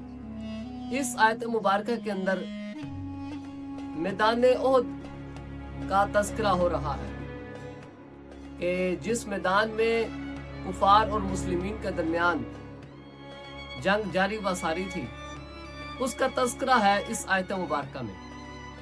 और इन लफ्ज़ों के साथ इस बात की तरफ तज़किरा किया गया वतिलकल अय्यामु नुदाविलुहा बैनन नास के हम दिनों को, कौन से दिन यानी शिकस्त और फतह को लोगों के दरमियान बदलते रहते हैं। यानी कभी मुसलमानों को फतह देते हैं और कभी मुसलमानों को शिकस्त होती है। और मैदान ओहद में हमने मुसलमानों को शिकस्त दी है। शिकस्त जो दी गई मुसलमानों को उसकी वजह قرآن مجید برہان رشید کے اسی مقام پر اگرے لفظوں میں موجود ہے، وہ ہے وَلِيَعْلَمَ اللَّهُ الَّذِينَ آمَنُوا، تاکہ اللہ ظاہر کر دے ان لوگوں کو جو ایمان لائے ہیں۔ یہ جو الفاظ ہیں وَلِيَعْلَمَ اللَّهُ الَّذِينَ آمَنُوا مِنْكُمْ، اب اس کی تفسیر اور تشریح و توضیح سنیں آپ کتب اہل سنت کی روشنی میں۔ ہمارے پیش نظر اس وقت تفسیر طبری ہے، یہ اہل سنت کے نزدیک بڑی مستند و معتبر اور معتمد تفسیر ہے، اہل علم اس بات سے واقف ہے۔ وہاں پر اسی آیت مبارکہ کے ان لفظوں کی تفسیر کرتے ہوئے صاحب تفسیر طبری نے لکھا وَلِيَعْلَمَ اللَّهُ الَّذِينَ آمَنُوا مِنْكُمْ أَيُّهَا الْقَوْمُ مِنَ الَّذِينَ نَافَقُوا مِنْكُمْ۔ اللہ تبارک و تعالی چاہتا یہ ہے کہ مومنین اور منافقین کے درمیان امتیاز ہو جائے، یعنی یہ ظاہر ہو جائے، میدان احد میں اظہار کر دیا گیا اس بات کا کہ تم میں سے مومن کون ہے اور منافق کون ہے۔ اسی طرح اگر آپ الوسیط فی القرآن العظیم جو ابو الحسن علی بن احمد واحدی نیشا پوری صاحب کی ہے اس کو اگر آپ ملاحظہ کریں تو وہاں پر وہ انہی الفاظ کی تفسیر کرتے ہوئے یہ لفظ لکھتے ہیں انما یجعل الدولۃ للکفار علی المسلمین لیمیز المؤمن المخلص ممن یرتد من الدین۔ مطلب یہ ہے کہ یہ جو الفاظ ہیں وَلِيَعْلَمَ اللَّهُ الَّذِينَ آمَنُوا مِنْكُمْ، اس کا مطلب یہ ہے کہ اللہ تعالیٰ تم پر ظاہر کر دے اور تمیز کر دے تمہارے درمیان ان لوگوں کی کہ کون ہے ان میں سے مومن اور کون ان میں سے مرتد ہو گیا ہے۔ یعنی یہ جو دونوں باتیں میں نے ذکر کی تفسیر طبری میں اور الوسیط فی القرآن العظیم کے لحاظ سے، اس کی آسان اور سہل انداز میں تشریح و توضیح یہ ہے کہ اللہ تعالیٰ چاہتا ہے کہ میدان احد میں جو کچھ ہو رہا ہے اس کے ذریعے سے مومن اور منافق کے درمیان امتیاز ظاہر ہو جائے کہ یعنی کون ہے تم میں سے مومن اور کون ہے تم میں سے منافق، مومن اور مرتد کے درمیان امتیاز ہو جائے۔ یعنی یہ تین لوگ ہیں، ایک طرف مومن ہے، ایک طرف منافق ہے اور ایک طرف مرتد ہے۔ اب یہ تینوں آپس میں ملے جلے ہیں، ان کے درمیان امتیاز کرنے کے لیے، تمیز دینے کے لیے، تم پر ظاہر کرنے کے لیے کہ کون ان میں سے مومن ہے، کون منافق ہے، کون مرتد ہے، ہم نے میدان احد میں مسلمانوں کو شکست دی ہے۔ اب یہ ساری بات میں نے آپ احباب کے سامنے رکھ دی، میری ہی بات کی تائید الایمان میں ابن تیمیہ نے بھی کی ہے۔ اب ابن تیمیہ ایک لحاظ سے ایک علمی شخصیت ہے، اگرچہ اہل سنت میں سے کچھ لوگ تو اس کو نہیں مانتے، وہ اس کو تسلیم نہ کریں، لیکن اہل سنت کے جو اصول ہیں کسی بھی علمی شخصیت کو جانچنے اور پرکھنے کے، ان اصولوں کی روشنی میں دیکھا جائے تو ابن تیمیہ بھی اہل سنت کے اصولوں کے نزدیک ایک علمی شخصیت ہے۔ تو الایمان کے اندر جو جملہ ہے آپ اس کو ملاحظہ کریں تو جو کچھ میں سمجھانا چاہتا ہوں اسی جملے کو، اسی بات کو، اسی مفہوم کو ابن تیمیہ نے بھی سمجھا دیا ہے۔ وہاں پر ابن تیمیہ لکھتے ہیں وَكَذَلِكَ أَيْضًا لِمَا أُنْهُزِمَ الْمُسْلِمُونَ يَوْمَ أَحَدٍ، اسی طرح جب احد کے دن مسلمانوں کو شکست ہوئی یا مسلمانوں کو انہزام ہوا، وَشُجَّعَ وَجْهُ النَّبِيِّ صلی اللہ علیہ وسلم، اور نبی مکرم صلی اللہ علیہ وسلم کا چہرہ مبارک زخمی ہو گیا، وَكُسِرَتْ رُبَاعِيَتُهُ، اور سرکار دو عالم صلی اللہ علیہ وآلہ وسلم کے زہری دانت، سامنے والے دانت رباعیہ یہ ٹوٹ گئے، ارتد طائفۃ النافقون، تو ان میں سے ایک گروہ، ایک طائفہ جو مرتد ہوا، جو منافق ہو گیا۔ یعنی بدر کے روز کے علاوہ احد کے دن کی جو بات ہو رہی ہے، یہ تو بات واضح ہے سورہ آل عمران کی آیت مبارکہ کی روشنی میں کہ میدان احد میں جو عبداللہ بن ابی ابن سلول جیسے منافقین ہیں جن کی منافقت بالکل ظاہر ہے، عیاں ہے، وہ تو پہنچے ہی نہیں، ان کی تو بات ہی نہیں ہو رہی۔ یعنی وہ قرآن پاک میں ہے نا کہ وہ تو گئے ہی نہیں، نہ میدان احد میں پہنچے ہیں اور نہ ہی ان کا وہاں سے فرار ثابت ہے۔ جب عبداللہ بن ابی ابن سلول جیسے منافقین میدان احد میں گئے نہیں तो फिर ये कैसे हो सकता है कि ये कह दिया जाए कि एक ग्रोह वहां पर मुर्ताद हुआ और वहां पर मुनाफिक हुआ? तो ये बात जाहिर है कि अब्दुल्लाह बिन उबई इब्न सलूल के अलावा कुछ ऐसे लोग थे जो मुनाफिक और मुर्ताद हुए। ये अहले सुन्नत पर कर्ज है कि वो खुद इसका तय्युन करें कि वो कौन लोग थे। बिल्कुल वाज़ेह और जाहिर है कि जो जो वहां पर शामिल थे उन्हीं में से एक ग्रोह होगा जो मुर्ताद और मुनाफिक हुआ। हम अहले सुन्नत की ही किताबों से ये बात दिखला सकते हैं कि कौन मैदान उहद से फरार हुआ था, और उस शख्स का फरार होना बिल्कुल मुस्तदरक जैसी जो हदीसी अहले सुन्नत की किताबें हैं उनसे जाहिर व अयां है। आयत नंबर 121 से लेकर 180 तक मुसलसल 6 रुकू 60 आयात वो ग़ज़वे उहद से मुताल्लिक है। आप ये कह सकते हैं आज की डेट में कि ग़ज़वे उहद की कमेंट्री है, अगरचे ये आयात ग़ज़वे उहद के बाद नाजिल हुई हैं, लेकिन ये आयात ग़ज़वे उहद में जो मुसलमानों से मिसहैंडलिंग हुई, जिसकी वजह से वाज़े फतह जो है वो शिकस्त में बदल गई, मुसलमानों ने जो अपने महबूब सल्लल्लाहु अलैहि वसल्लम की हुक्म उदूली की, वो सारे के सारे मामलात को अल्लाह ताला ने इसमें एड्रेस किया है और मुस्तकबिल का लाए अमल भी बता दिया है। क्योंकि अल्लाह ताला तो देख रहा था कि मैंने इस मुख्तसर सी जमात से रोमन और पर्शियन एम्पायर्स को उलटवाना है। अगर ये लोकल इस तरह की जंगों में इस तरह का डिसिप्लिन लूज करेंगे तो वक्त की बड़ी बड़ी सुपर पावर्स के साथ ये कैसे टकरा सकते हैं अगर इनका डिसिप्लिन कामिल नहीं होगा।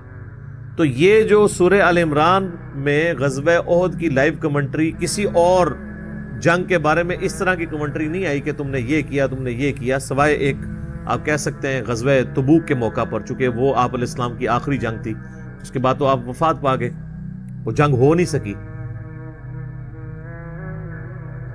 ये जो डिटेल्ड मकाम है और किसी जंग के लिए नहीं आया। ग़ज़वे बदर का भी हल्का सा जिक्र है सूरतुल अनफाल के अंदर, ग़ज़वे हुनैन का सूरह तौबा के अंदर, अनफाल के अंदर थोड़ा बहुत जिक्र है।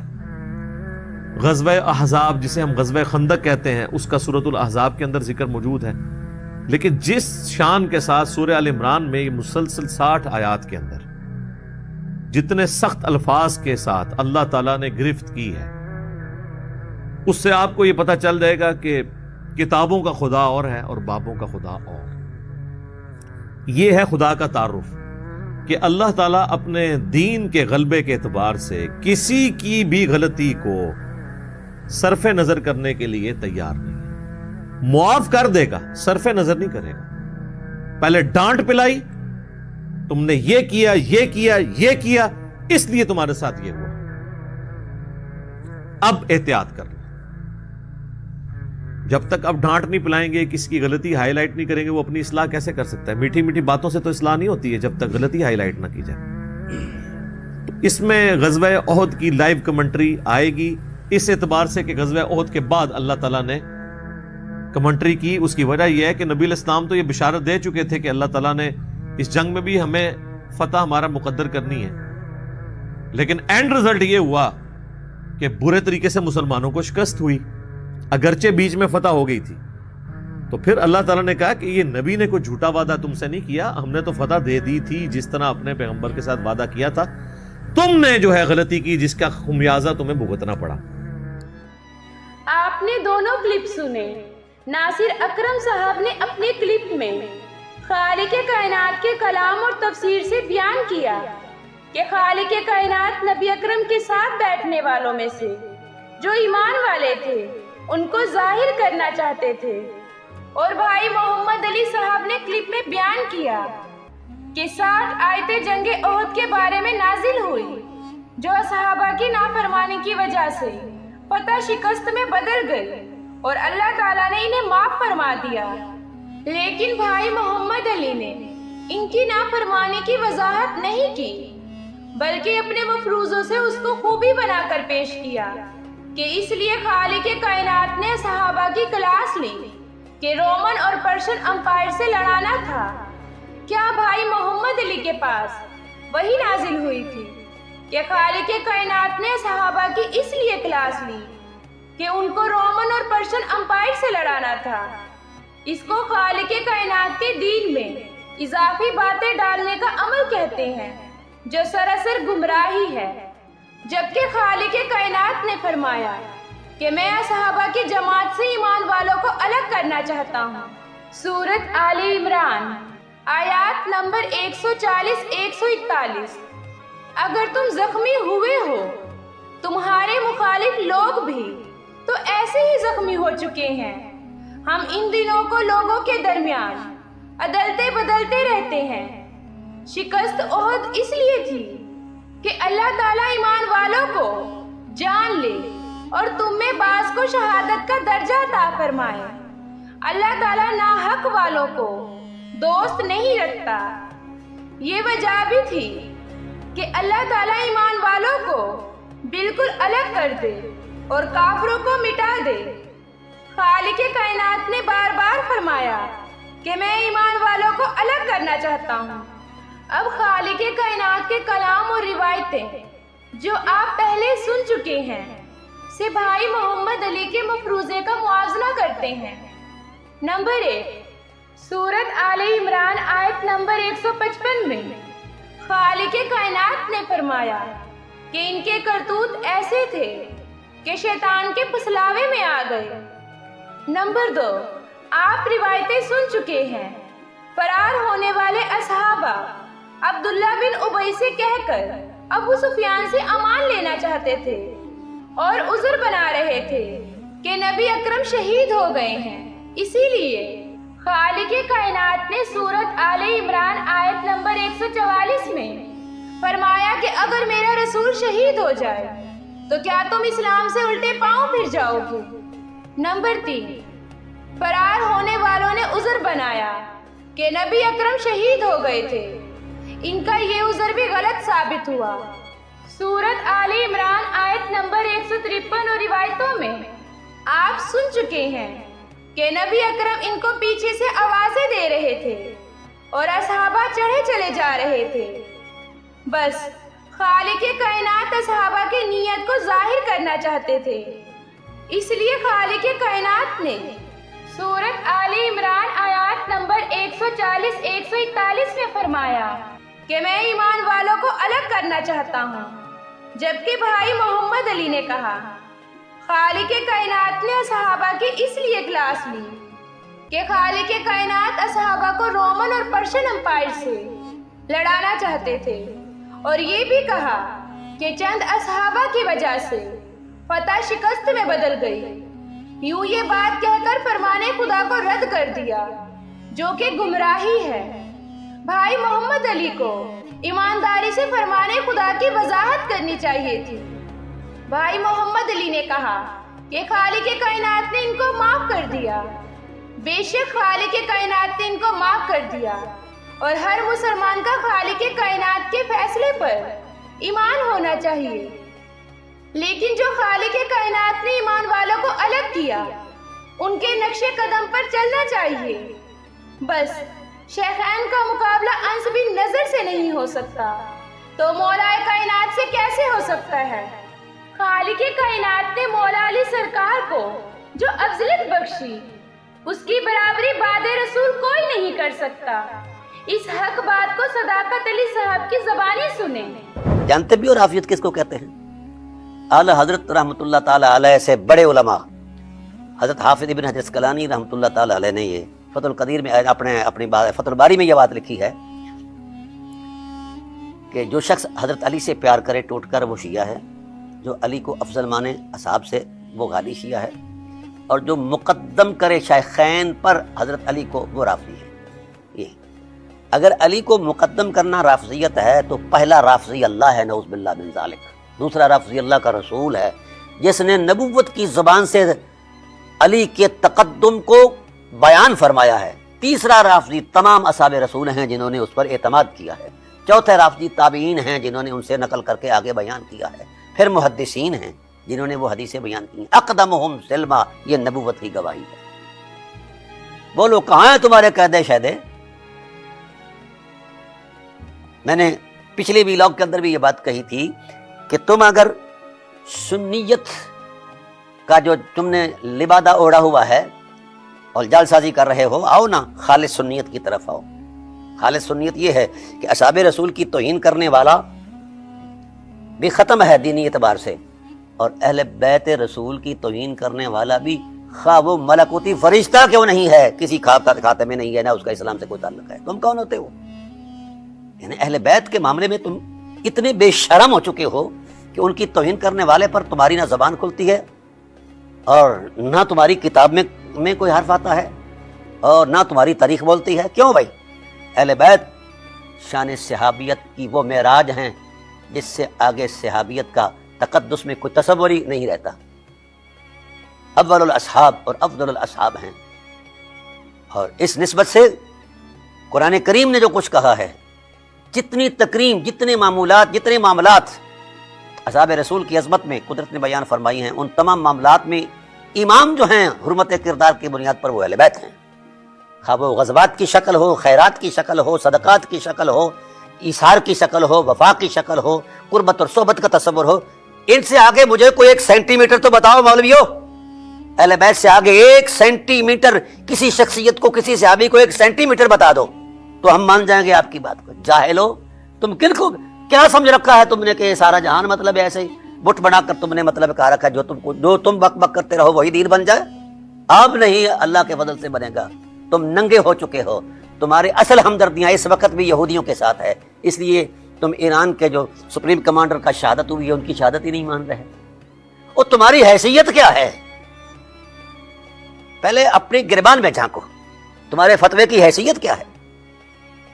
تم اس وقت اہل سنت کے شفاف چہرے پر ایک بدنما داغ ہو، اس کے علاوہ تمہاری کوئی حیثیت نہیں ہے۔ اب ہر ذی شعور انسان کی مرضی ہے کہ وہ خالق کائنات اور نبی اکرم کے محبوب کو افضل کہے یا نبی اکرم سے بے وفائی کرنے والوں کو افضل کہے، اور خالق کائنات کے فیصلے کو ٹھکرا کر روزے محشر مجرم بن کر جائے۔ آخر میں خالق کائنات سے دعا گو ہوں کہ جو تیری ہدایت سے دور ہیں ان کو اپنی ہدایت کے قریب کر، اور جو تیری ہدایت کو سمجھنے کی کوشش کرنا چاہتے ہیں ان کو علم دے، ہدایت دے، دانائی دے، آمین۔ میرا ہر ویلوگ انگلش اور اردو دونوں میں ہوتا ہے۔